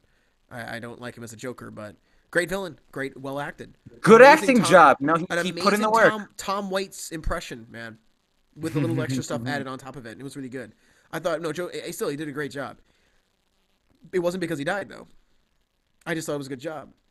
Yeah. So rest in peace, Carrie. Reviewing the film as it is. Downvote me all you want. It is what it is.